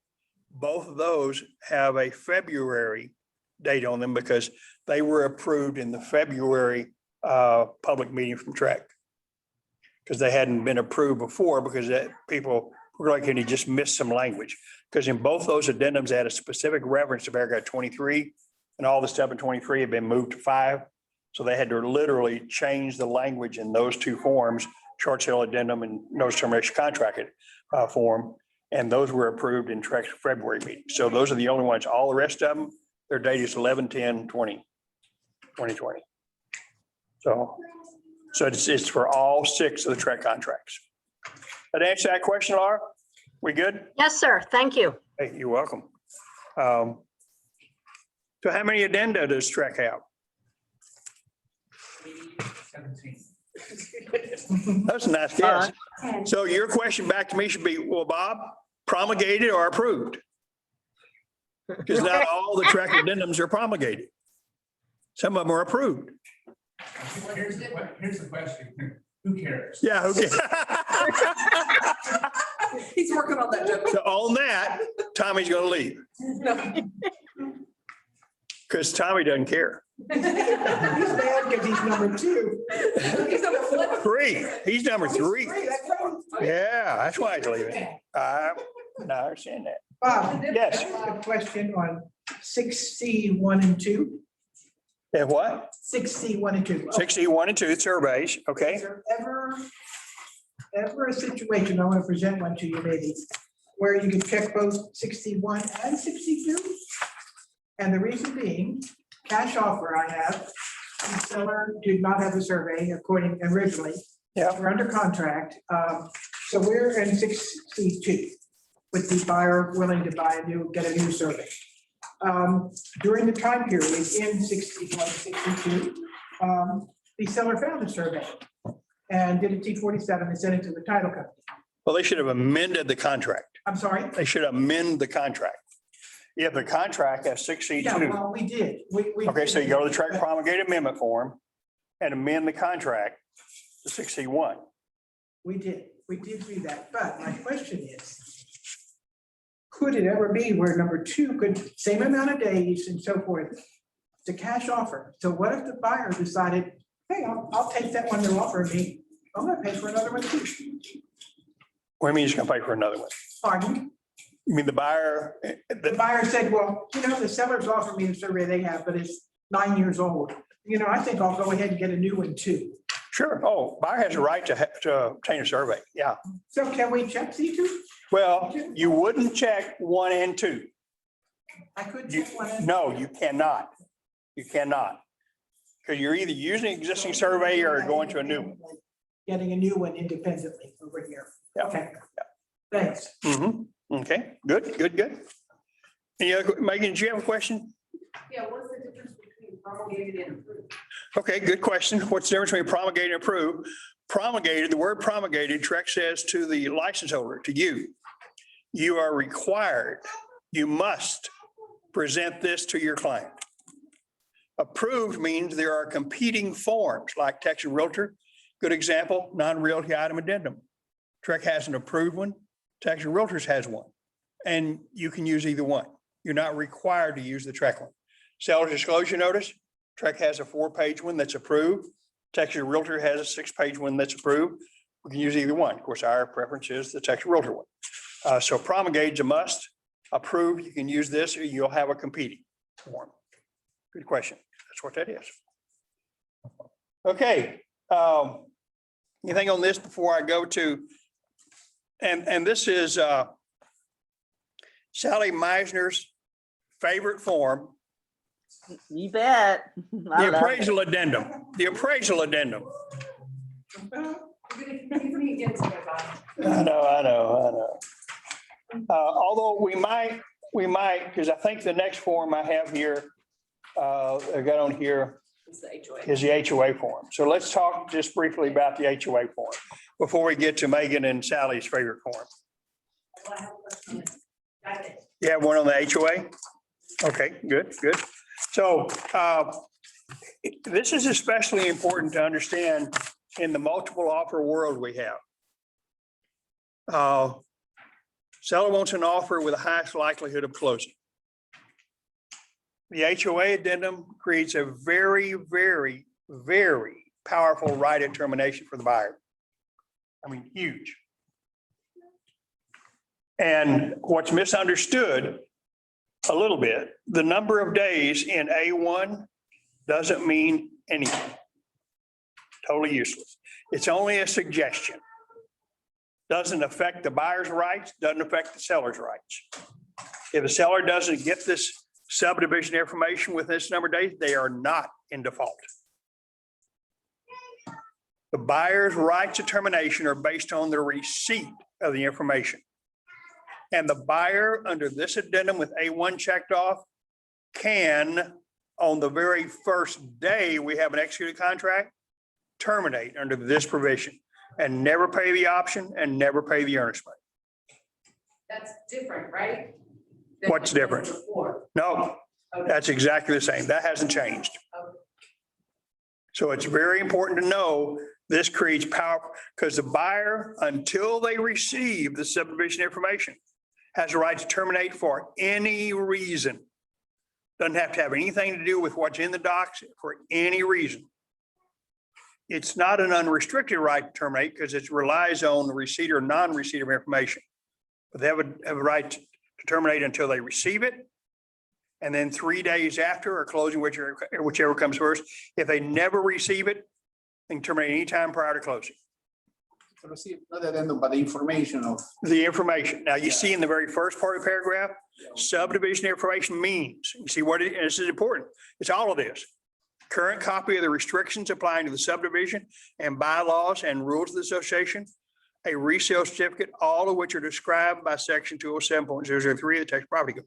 All that has to be in the HOA docs to the buyer. All of that. And many people just say, well, resale certificate. No, it's not just resale. All of that. Buyer has to have all of that. Bob, I or you have a haven't question. complied. Question.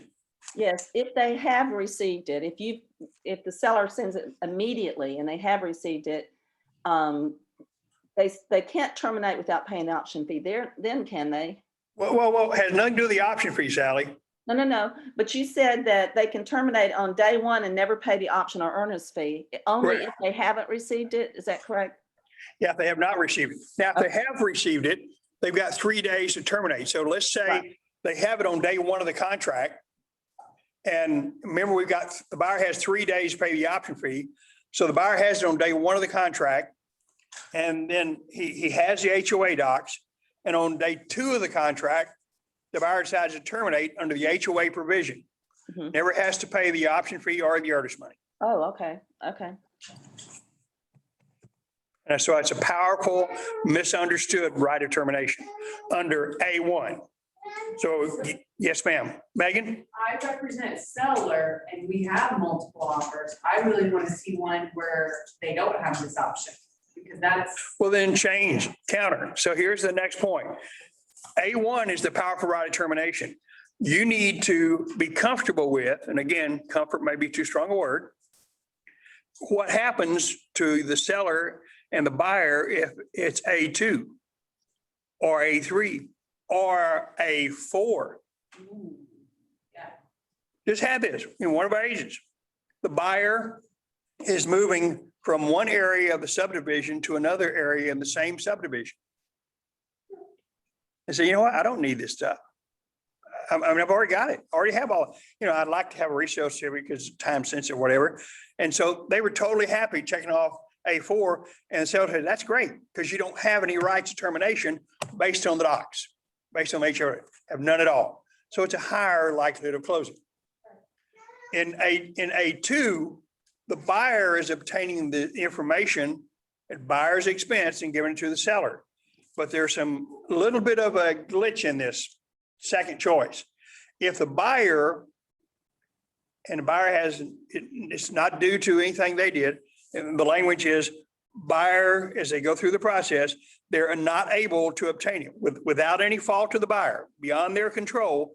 Maybe the HOA is a small HOA, it's all voluntary and the guy's going on vacation. And he's going, so there's no way for the buyer to get the information. So it's beyond their control. Then the buyer can terminate because they can't get the information to give to the seller. And you got the timeline A2. So it's a different right of termination. It's not as absolute as A1 is as you work through. And A3 deals with, they've got the information and they have to make a decision about an updated resale certificate. Sometimes the buyer says, you know, I've got all the subdivision information, but the resale certificate is kind of old. I'd like an update. I'd like a newer one. Well, if that's the case, if they do that, and they make the choice in A3, which box they need an updated or not. If they do need an updated, then in paragraph D, they need to check a box on who's going to pay for the updated, because title company's going to say, we need one. Even if the buyer checks off A4 and says, we don't need the information, title company's going to say, we do. We need a resale certificate. So D, the last paragraph on this form, is where we'll check off a box, buyer or seller, who's going to pay for the updated real certificate. The title company says, we're not going to pay for it. Somebody else has to pay for it. And work through that. So if you've got the listing on a hot piece of property, multiple offer, your seller receives an offer with A1 checked off because that's the norm. Even agents who have no clue what all this means, just check it off because that's what we always do. You may counter with any of the other three, but you need to understand what they mean and how to do it. Charles? To Megan's question, isn't option 4, A4, the only one that eliminates the buyer from having that termination contingency? Okay, so the question is, does A4, the only one that eliminates it, you know, as you go through the process, let's look at A3. Buyers received it before signing the contract. And let's say buyer does not require an updated resale certificate. Buyer doesn't have any termination rights. It says buyer may terminate. If buyer requires an updated resale certificate, seller at buyer's expense shall deliver to buyer within 10 days for the updated, buyer may terminate. But they received an update. So if It says may terminate if the seller fails to deliver. Yeah. They still have a right of termination. if they fail, well, but that's only if you check off, buyer does require an updated. If buyer checks off, does not require an updated, they don't have any termination rights, whether the seller delivers it or not. And if they check box 4, Then the only thing you're gonna do with 4, make sure they check off in D, who's gonna pay for an updated, who's gonna pay for a resale certificate, because title company's gonna require it. If you check off 4, buyer has no right to termination, but we're gonna have to determine in D who's gonna pay for a resale certificate, because title company's gonna want one. And I can see Charles is still working. Bob, I'm not sure I agree with you on that. And you're still working through it. Now, the key with 2, 2 takes away a buyer's right to termination. They obtain the information, they give it to the seller, to buyer's expense. If they just don't get it, if they just don't obtain it, they don't, it's not, it wasn't one of those cases beyond their control. They just can't figure out a way to get it. Then they don't have any right to termination. They only have rights to termination under 2 if they, through no fault of their own, were not able to obtain it. If they just messed around and didn't do it, they don't have rights to termination under A2. So it depends on what's happened in A2. They're gonna have to be able to prove up in A2, hey, we did everything we could, and you know, I have to have those naps during the daytime, and so I'm just couldn't do it. okay. You talk about paragraph C. Paragraph what? C in this form. My title company pointed that out as being a change. Yeah, okay, good point. C is a change. And so let's look at C. Except as provided by paragraphs A and D, buyer shall pay any and all association fees, deposits, reserves, and other charges associated with the transfer of the property not to exceed. Now, this is similar to what we had before, except they've expanded the language. What the broker lawyer committee was trying to do is they say, we want to make sure that it's everything, that everything that's going to be required to transfer this from this seller to this buyer, we're going to have a blank that's going to decide who's going to pay what. Now, that was their intent. At the same time as they intended to do this, they recognized everything is under the authority of the HOA. I mean, HOAs, as we know, said, you know what, I don't care what you put in the contract. here's a fee, and if the buyer doesn't pay it, we're not getting them HOA docs. Buyer has to pay it. Here's a, and work through, we don't have, except under certain specific circumstances, we don't have the transfer fees, don't have that. But any fees associated with this property being transferred from this owner to this buyer theoretically is included here. So that was a difference. That was a change, but you're still relying on the HOA not to have their own rules. So what my title company was saying is that you have a seller in a certain type of HOA neighborhood, like Winston Ranch. They would have paid a lot of these fees when they moved in, not all of them, but now guess what? They're gonna go turn around and sell. They may have to owe some of these fees again because Winston apparently makes you pay a percentage of the sales price to the HOA. And there's a couple of very. And do they determine who's going to pay that? Yeah. No, do they decide? Because the seller can negotiate here. If they know the amount, they can put that entire amount there, which now is an obligation of the buyer. Yeah, that's the thing that I think she was trying to point out is that they need to make sure they know that amount. Yeah, so they can put that in here. So I saw another agent got the resale certificate and put it up in MLS before going to market. Is that helpful? Well, it can be, but those are time sensitive. Legally, they're only good for 180 days. Not all title companies accept them that old. Many of them is 30 days, 60 days. Say, hey, we're not going to accept a resale certificate that hasn't been updated from a certain time frame. So if you've got a property and you know it's going to close, it's going to, lots of offers, you're probably going to close pretty quickly. Putting all that stuff up in MLS can help. Yeah, that's what I'm thinking. Yep. So HOA, important to know those rights of termination as you work through it. And important to know when you've got a seller and you've got a really hot piece of property, you may not automatically accept an offer with A1 checked off. You've got other things that you might do there. Now any more questions to Sally and Megan's favorite addendum? And I have a question, Bob. yes, question. So, yeah, but it's not related to HOA. Pardon Let me tell my scenario. Okay, is it related to what we're talking about right here? It's not really about HOA, but it's related to contract. So regarding the Let's option go fee. for it and see if we can address it and work through what you've got. Okay, go ahead. So let's say, here is the situation. Today, Is the it contract, theoretical or is it something you've got right now? it's already passed. Just want to know why we need to do that. Okay, So today, the contract got executed and tomorrow the buyer changed his mind and he wants to withdraw the contract. he wants to Or- terminate the contract or withdraw an offer. Terminate the contract. Okay, So do they still pay option fee? okay, we kind of talked about that a little bit earlier. It depends on if the buyer has other rights of termination. Mhm. On the TREC promulgated notice of termination of contract form, you've got 8 boxes to check with specific rights of termination, actually it's other.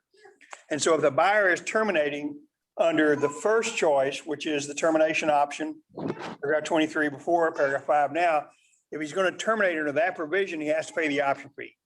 But if he's terminating under the HOA or the sale disclosure or the financing, one of the others, then he doesn't have to pay the option fee if he terminates on some of the others. So it depends on why the buyer is terminating. I got you. Thank you. Okay, we good? Yes, absolutely. So appraisal addendum, which is what we finally refer to this. And I want to just kind of touch on questions or things that you may have on this. Because remember, and hopefully you know where it is, you pulled it, you've got access to it. If you haven't, send me an email, I'll send it to you. We have a 5-page document that I created that explains this addendum. And there's actually, in addition to that, a 2-page supplement. So I've got a 7-page document on this, and it gives you dollar amounts and examples, because the biggest confusion is number 2, the partial. Well, how do I know what to put in there? What's my dollar amount? And the easy concept is, number 2 is simply when the buyer says, I'll cover some of the gap. And the gap is here's the appraised value, here's the sales price, and the appraisal value is less than the sales price. There's a gap here. And the buyer says, well, I'll cover a certain amount of that. I'll cover up to $5,000. And so if that's the case, if there's a sales price of 400,000 and the buyer says, I'll cover 5,000, then we subtract that 5,000 from the sales price. And that's the number that goes in paragraph 2, 395,000. So if it appraises for 395,000 or more, the buyer has to cover the gap and close the deal. If it appraises for less, the buyer can get out of the deal or simply renegotiate with the seller. So the concept of number 2, the waiver in number 2, that dollar amount is however much of a gap the buyer wants to cover. Subtract that from the sales price, that's the number you put in here. Now, our challenge here, some of the things that surround this addendum, one, it's entirely, completely, totally voluntary. The reason that it happens, and it happens a lot, is sellers who, in many cases, have listed their property for more than they should have because they know more than their agent does. They're very, very smart. And they've got offers for more than this inflated list price. And so they're sitting back going, you know, there is no way in God's green earth that this thing's going to appraise. So we need for the buyer not to be able to get out because of the appraised value. And they say, we want the buyer to cover any appraisal gap at all, no matter how much it is. And so the seller says, we want the buyer to submit an offer with the first box checked, because that's a total waiver of the appraised value. Remember, all this addendum addresses the appraised value, nothing else. No lender required repairs, no title issues, nothing else, just the appraised value. And so seller says, I want that. Now, there's risk here. First of all, the buyer needs to understand in today's world of appraisals, the guarantees are just not there.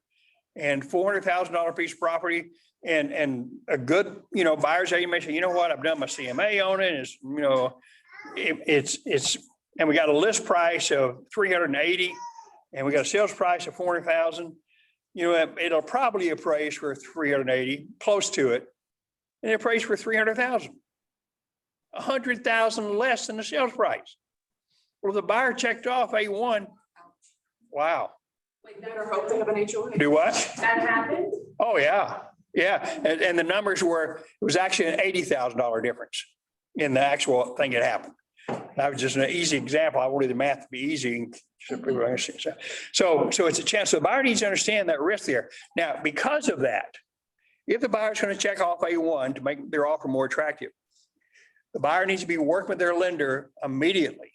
They want to negotiate a little bit longer option period and want the appraisal to be done during the option period. So if there's a huge gap there that they don't want to or can't cover, then get out of the deal. So that they need to look at doing that while they've got other rights of termination.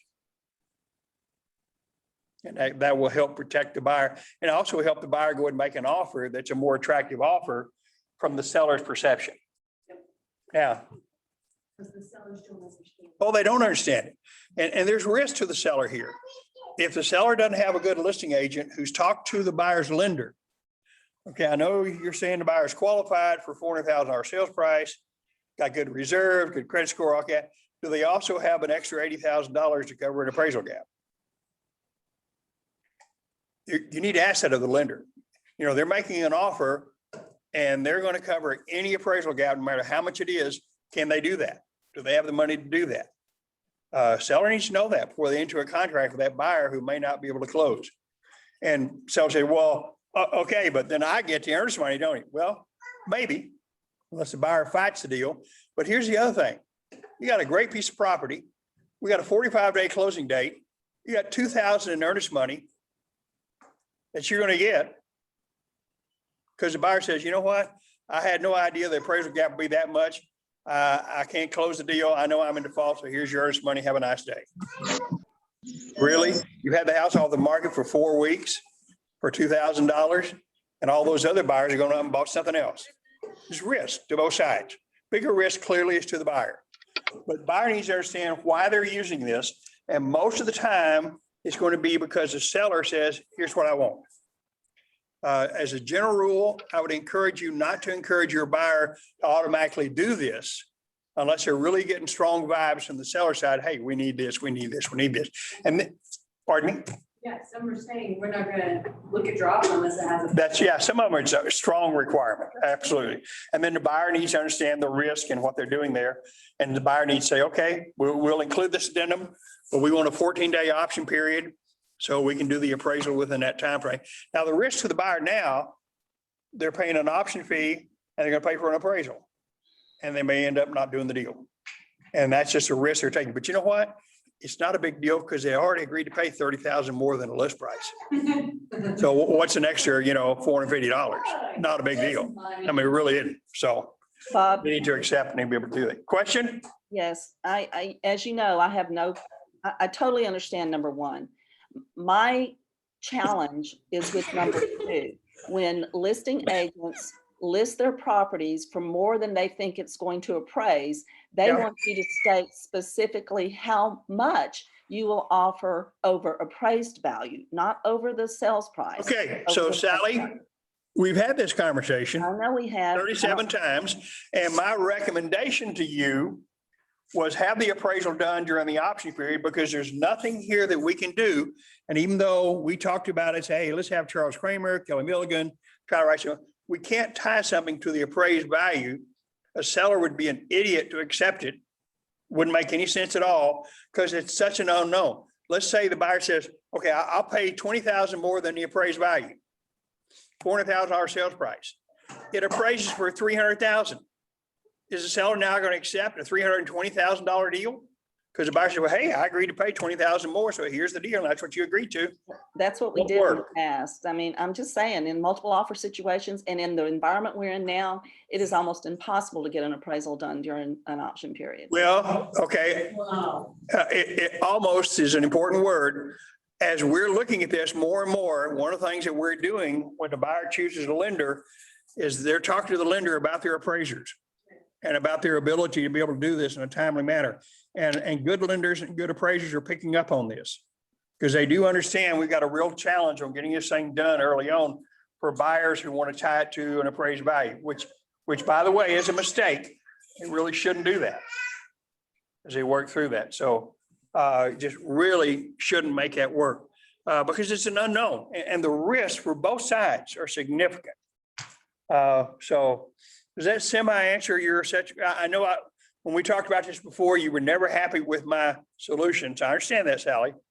And I like you anyway. You're good people. Well, you did give me a solution of having Charles Kramer write something up for me in special provisions. You may Yeah, not but it remember that. still didn't work. It was too late. We lost the offer because they Okay. wanted us to write that up. Yeah, and I still don't think it would work even with what Charles put in because he threw that little attorney flair into it.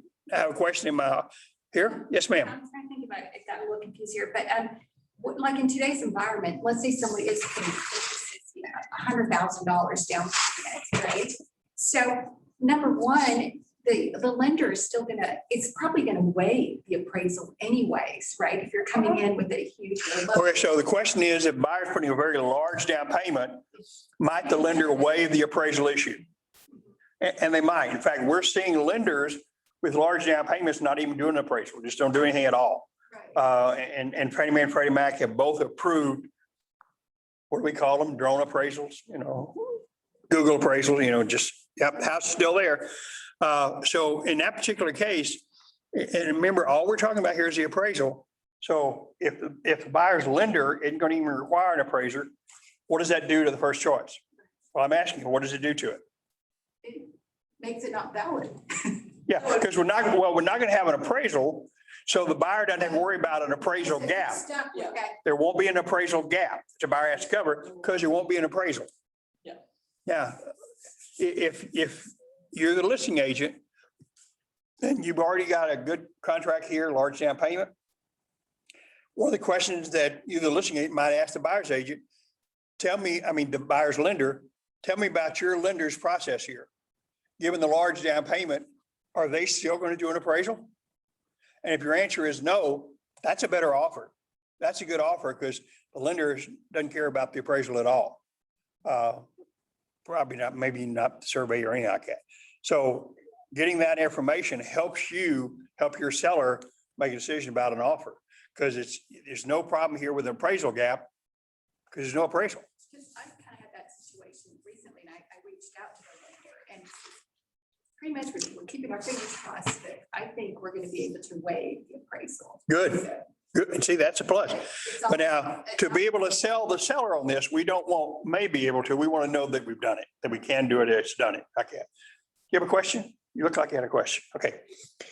So are we kind of semi-good on the appraisal addendum?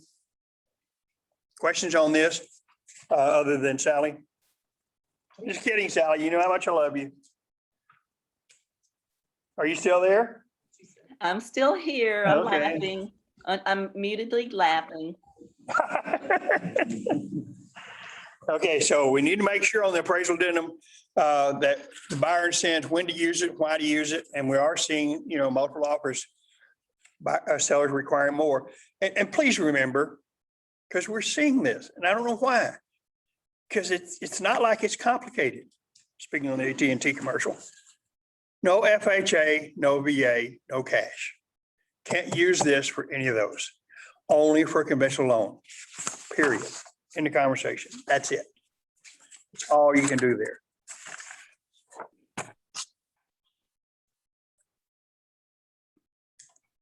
We good? Question on that? Bob, Yes. where's that additional information on the appraisal addendum that you mentioned? The pages that you have? Okay, so the 5-page document that explains the appraisal addendum? Yes. Okay, so Shirley, if you'll send me an email, it's also in our intranet. Okay. But if you'll send me an email, I'll send you a copy of it. All Okay, right. Thank you. If anybody doesn't have that, now, the last class we did in all the documents, it was there. So if you're able to go, but if you'll just send me an email, I'll send you the document. Because it's the 5-page plus a 2-page supplement. So just send me an Thank you. email and I'll do it. Was that you, Thank you. Shirley? Is that right? Thank you, Bob. Okay, yes, ma'am, absolutely. I have one more question, Bob. So Okay, yes, here is the scenarios. If buyer opts out, buyer financing approval, and if he puts in appraisal addendum on opinion value, say some figure like if it appraises, then only I will buy this property. Then is there any relationship between these two, or is it Brenda, different? I'm not sure I understand what you just said. Say it again for me, slower. Go ahead. Okay. Okay, let's say buyer opts out, buyer financing approval. So Okay. third party financing addendum, right? Okay. If he opts out buyer financing approval, Okay, and if we add an appraisal addendum saying that there is a opinion value, then only I will buy this property. okay, So, yeah, okay, so if the buyer is terminating under the third-party financing addendum for buyer approval, it has nothing to do with the appraisal. Had nothing to do with the property. It's only the buyer's approval for financing. So if the buyer is terminating for that, nothing regarding the appraisal or the property matters at all. The buyer simply is terminating because they cannot obtain the financing that they actually talk about in third-party financing, paragraph 8. my question is, if he opted out that option, so irrespective of finance approval. Wait, so if he we're adds talking, are we talking about buyer approval or property approval? buyer There are two approval, different approvals. buyer which one? approval, Which one? buyer approval. Okay, and they did it within the number of days in that paragraph in that blank. Yes, Okay, so they opt out of that. So what's the follow-up part of that question? So the buyer has a right to terminate the contract because they did not get approval, which has nothing to do with the property. So they have that right to terminate. But I'm not sure I understood what you were saying about an appraisal. no, I'm just asking, like, is there any correlation between these two? These are two addendums, third party No. financing. Well, not from the buyer approval part. Remember, buyer approval has nothing to do with the property. And this addendum we're looking at only deals with the appraised value. So under paragraph B of the third-party financing on the second page, where we deal with property approval, all the buyer's rights to terminate based on property approval, except for the appraisal, insurability, title issues, conditions, lender required repairs. Buyer still has a right to terminate under those provisions, just not if it addresses the appraisal, if they're using this addendum. And so, but if the buyer terminates under property approval for any of those other reasons, he has to do it before 3 days prior to closing. And he has to be able to provide something from the lender saying why they do not approve the property to the seller. But it just cannot be appraisal if they're using the appraisal addendum and checking off the first box. Does that answer that? Kind of? No. I think I didn't put the right way. So let me explain in a little bit. So we have a third-party finance addendum, right? In that, let me open the document.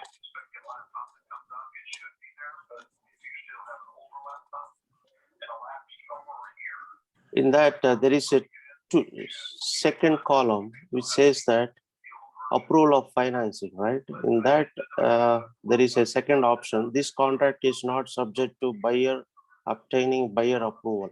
Yeah, okay, so on the second page, right above property approval, there's a box that can be checked, except for FHA and VA, but for conventional, you can check it, and that takes away the buyer's right to terminate under buyer approval. That's all that addresses. Okay. And the buyer can check that box, and a seller would say, okay, that's a better offer because we don't have the buyer approval contingency, but the listing agent will talk to the buyer's lender and say, okay, is this buyer so strong, they don't need this contingency? Now, you still have the property approval contingency. You just have taken away the buyer approval contingency. Does that make sense? Yeah. Okay, good. Yeah. Thank you. Good. Thank you. Yes, you're welcome.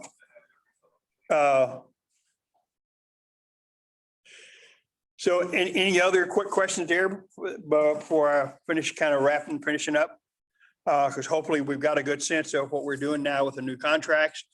I want to encourage you to understand the rules as you have listings and get offers on the old form, which will happen. I mean, for this entire month, we'll get them.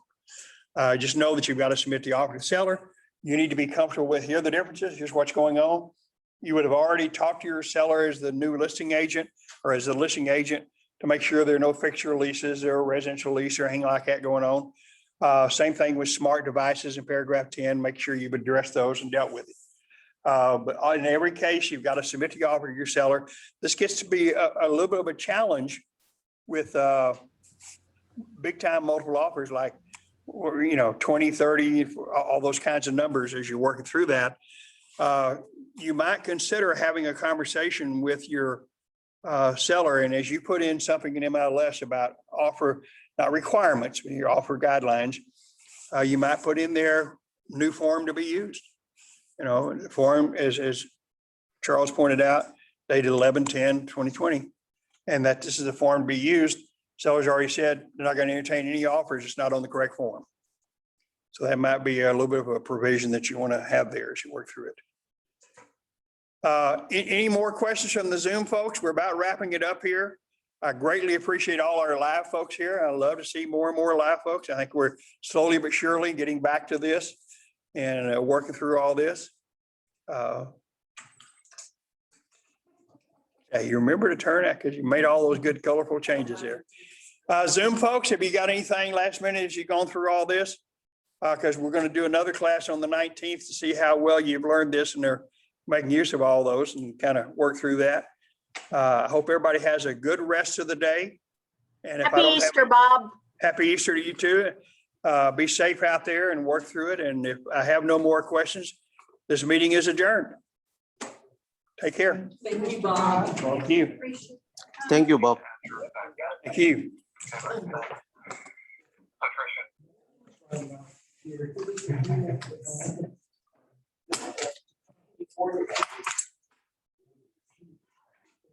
Okay, I emailed it to. Yeah, me and. We learn all kinds of good stuff here. Yes, sir. Well, you know what, though?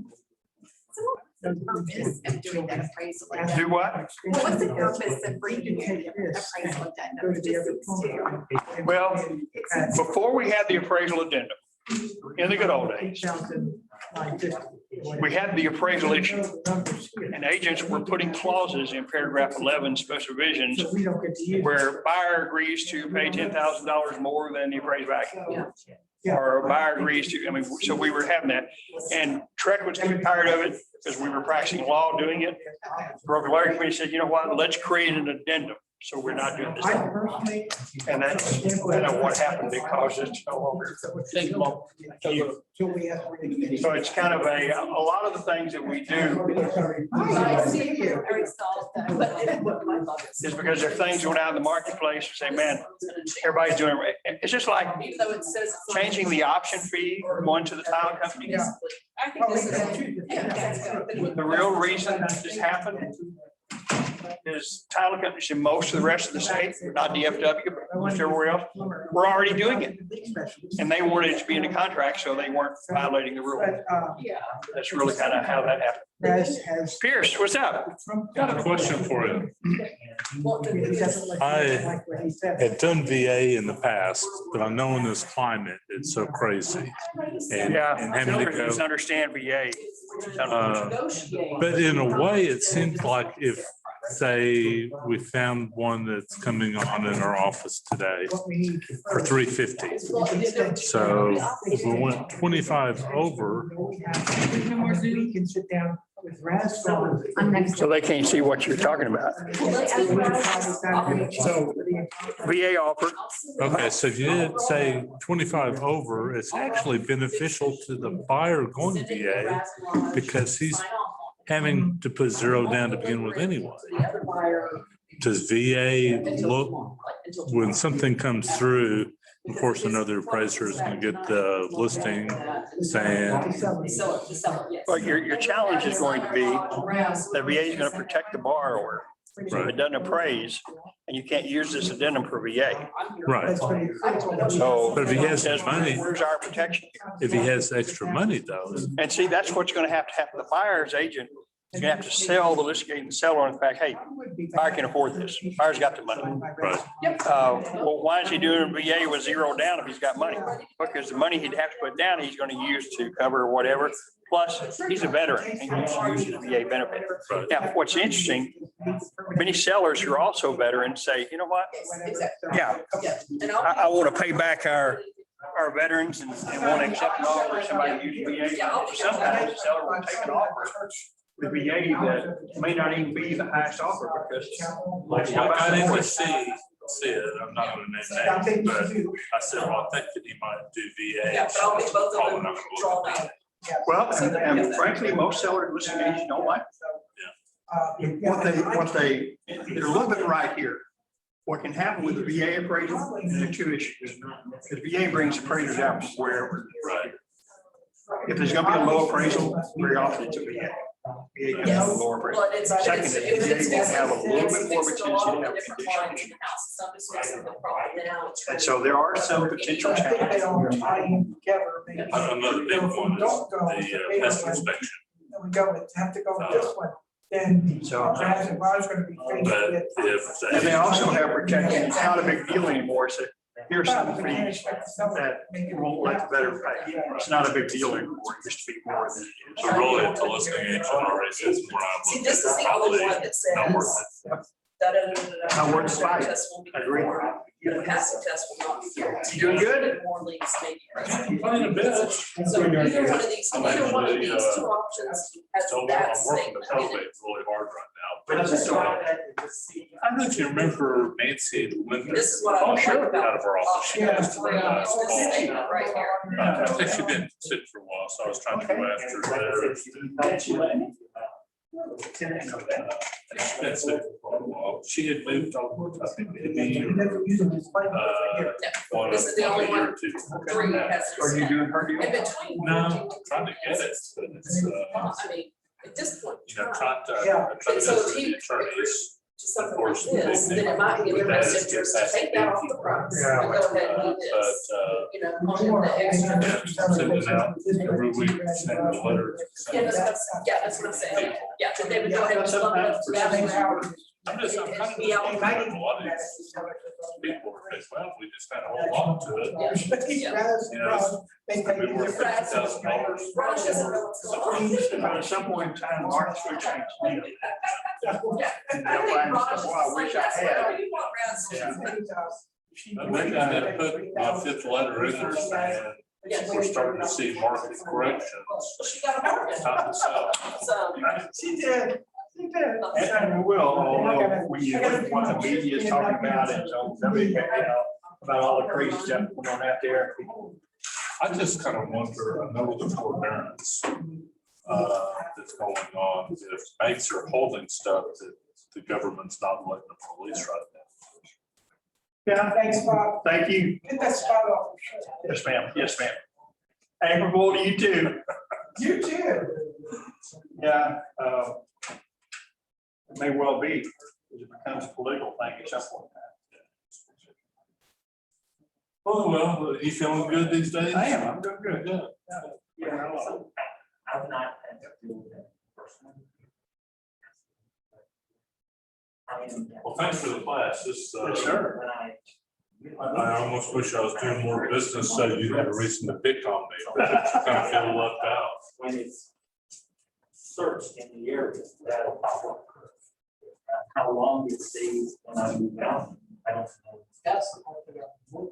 Because I think everybody kind of understands it. All of that for the matter.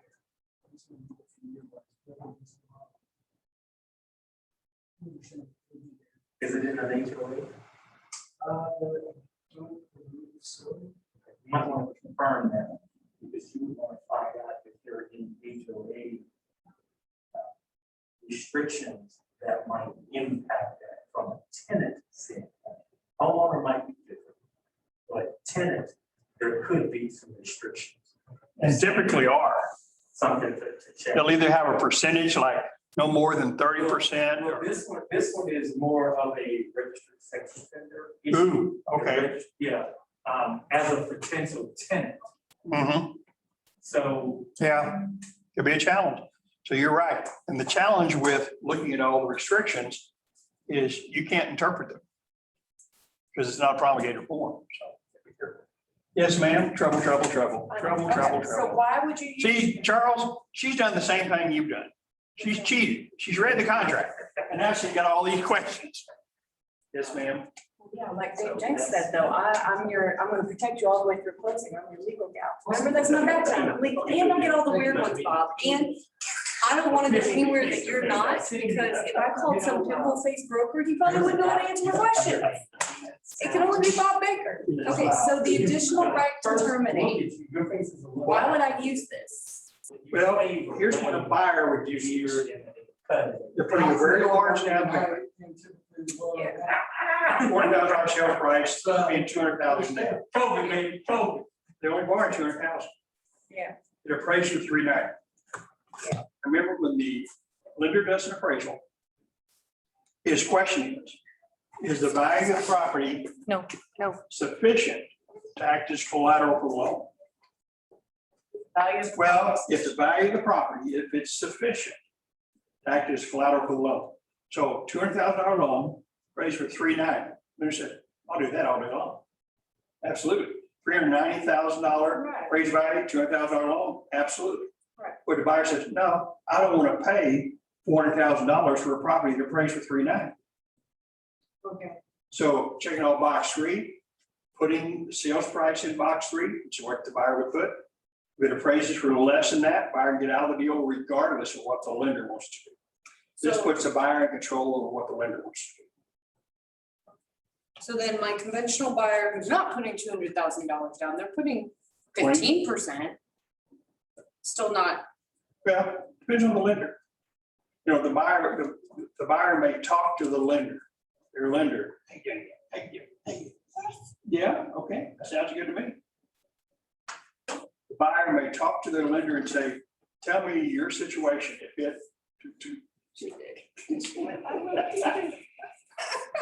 if it, how much of a challenge, if it doesn't appraise to the sales price, but still enough, you may want to do the deal with 50% down, and is this a challenge? Talk to them, because if you can keep from using this addendum, you're in better shape. Well, yes, Bob, and it's totally true, but the people on the other side don't understand and they write in there, or they call me and say, you lost it, but you didn't include it. But when they're actually gonna include it, they're not asking about number 3. No, they're They're saying you one should or have two. included it in the full waiver. Yeah, that's exactly right. In that case, you Why have would I to do do that? what I just talked about, make sure you do the appraisal in the option period, or do an HOA period, so that terminate if it doesn't work out. Make sure your buyer has other rights to termination. Okay, but you can help me then. So it's not an HOA, so I can't use that way out. They You got an option. got an option, shorter. Well, negotiate, but what you gotta do before you make that offer, your buyer's lender has to say, yeah, we'll put a rush on this, we can have an appraisal done in 5 days. That's when you said that, I was like, That's what you gotta do. okay, but so if I have to use it because silly heads on the other side say I have to use it, and my client doesn't want to pay a gap, and they don't want to give a full waiver, I'm going here, but That's not what That's they're not asking right. for. Litigation doesn't benefit at all from 3. It doesn't help the seller at all. It's not waiving anything. But what you're gonna put in 3 is the sales price. So okay. that doesn't help the seller So at they're all. saying I have to, they're saying, They're gonna have one complete waiver, they want number 1. yeah, so if I have to do that to win, then I need to build in some other way out, Yep, that's exactly right. and then tell my client we're gonna use that way out. Yep. Okay, because my client's like, Because I'm then the not client paying says, you know what, over. I'm not gonna do it, okay? And we need to make sure your lender will get that appraisal done while you still have rights to termination. So if you can't renegotiate with the seller, you get out of the deal. Where'd she go? There she goes. They made me step out, I didn't realize that.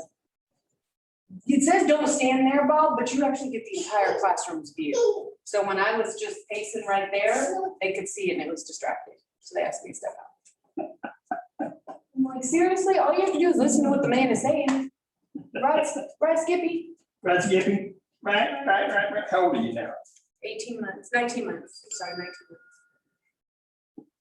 What a cutie. Yeah. All right, You doing okay? Yeah, you're my favorite. There's no broker in the whole world that can beat you. Because you remember you said I was the unique girl when I first came here. I swear, Bob, everything I get, everything. I've got one in my inbox that's gonna be interesting that I'll be talking to And you see, I'm about. gonna reward you by having an entire chapter in my book. Wait, are you writing a book? Well, You should. I am. What are you calling it? I've come up with the name, it's actually a mystery novel, but it involves real estate. Oh, that's cool. I thought you were writing like a manual. You should totally write it. I should write that. Yeah, you devote a chapter to me called The Unique Girl. I'm trying to figure out how to spin that to my advantage and brand it or something, like, you're a unique girl, bring me all your There you go. unique crap. There we go. Anyway. Thank you, sir. Yes, ma'am.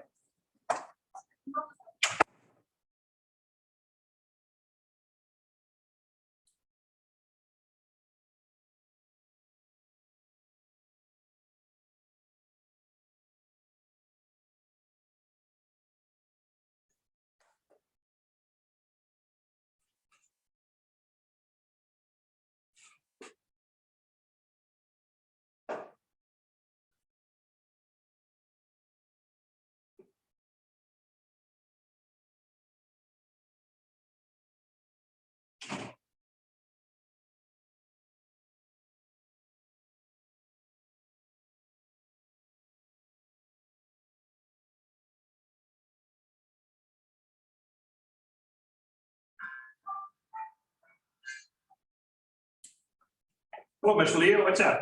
We were present for some of that class. Okay, well, good. We had a scheduled meeting at the office to talk about the other agents who wanting to keep the office open from 9 to 5 every day.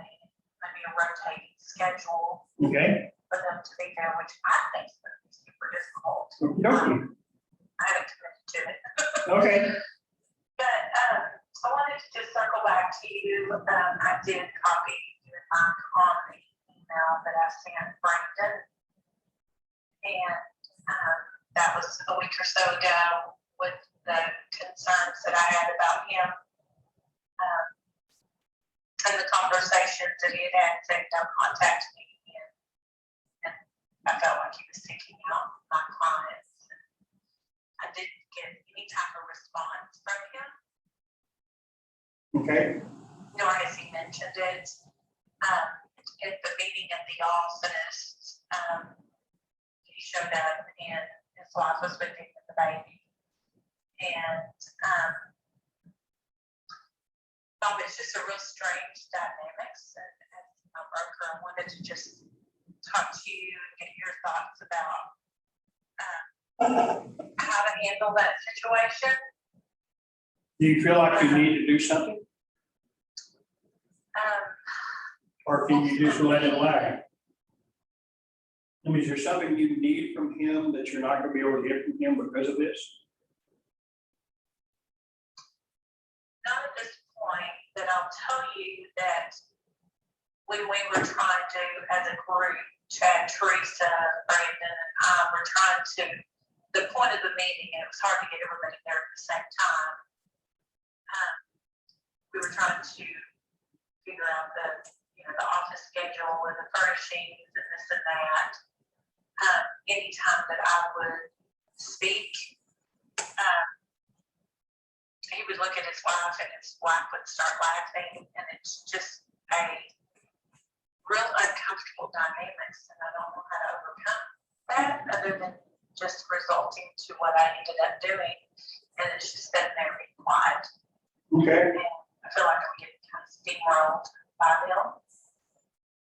in what way? Just being ignored and not being part of the group and discrediting anything I have to say. Well, how is the rest of the group reacting to you? Well, Teresa actually just looked at me with this bewildered look on her face a few times, and then like she got so nervous she was just holding the baby, playing with the baby. That's right. So not Brandon's wife, but Yeah, Teresa Bird.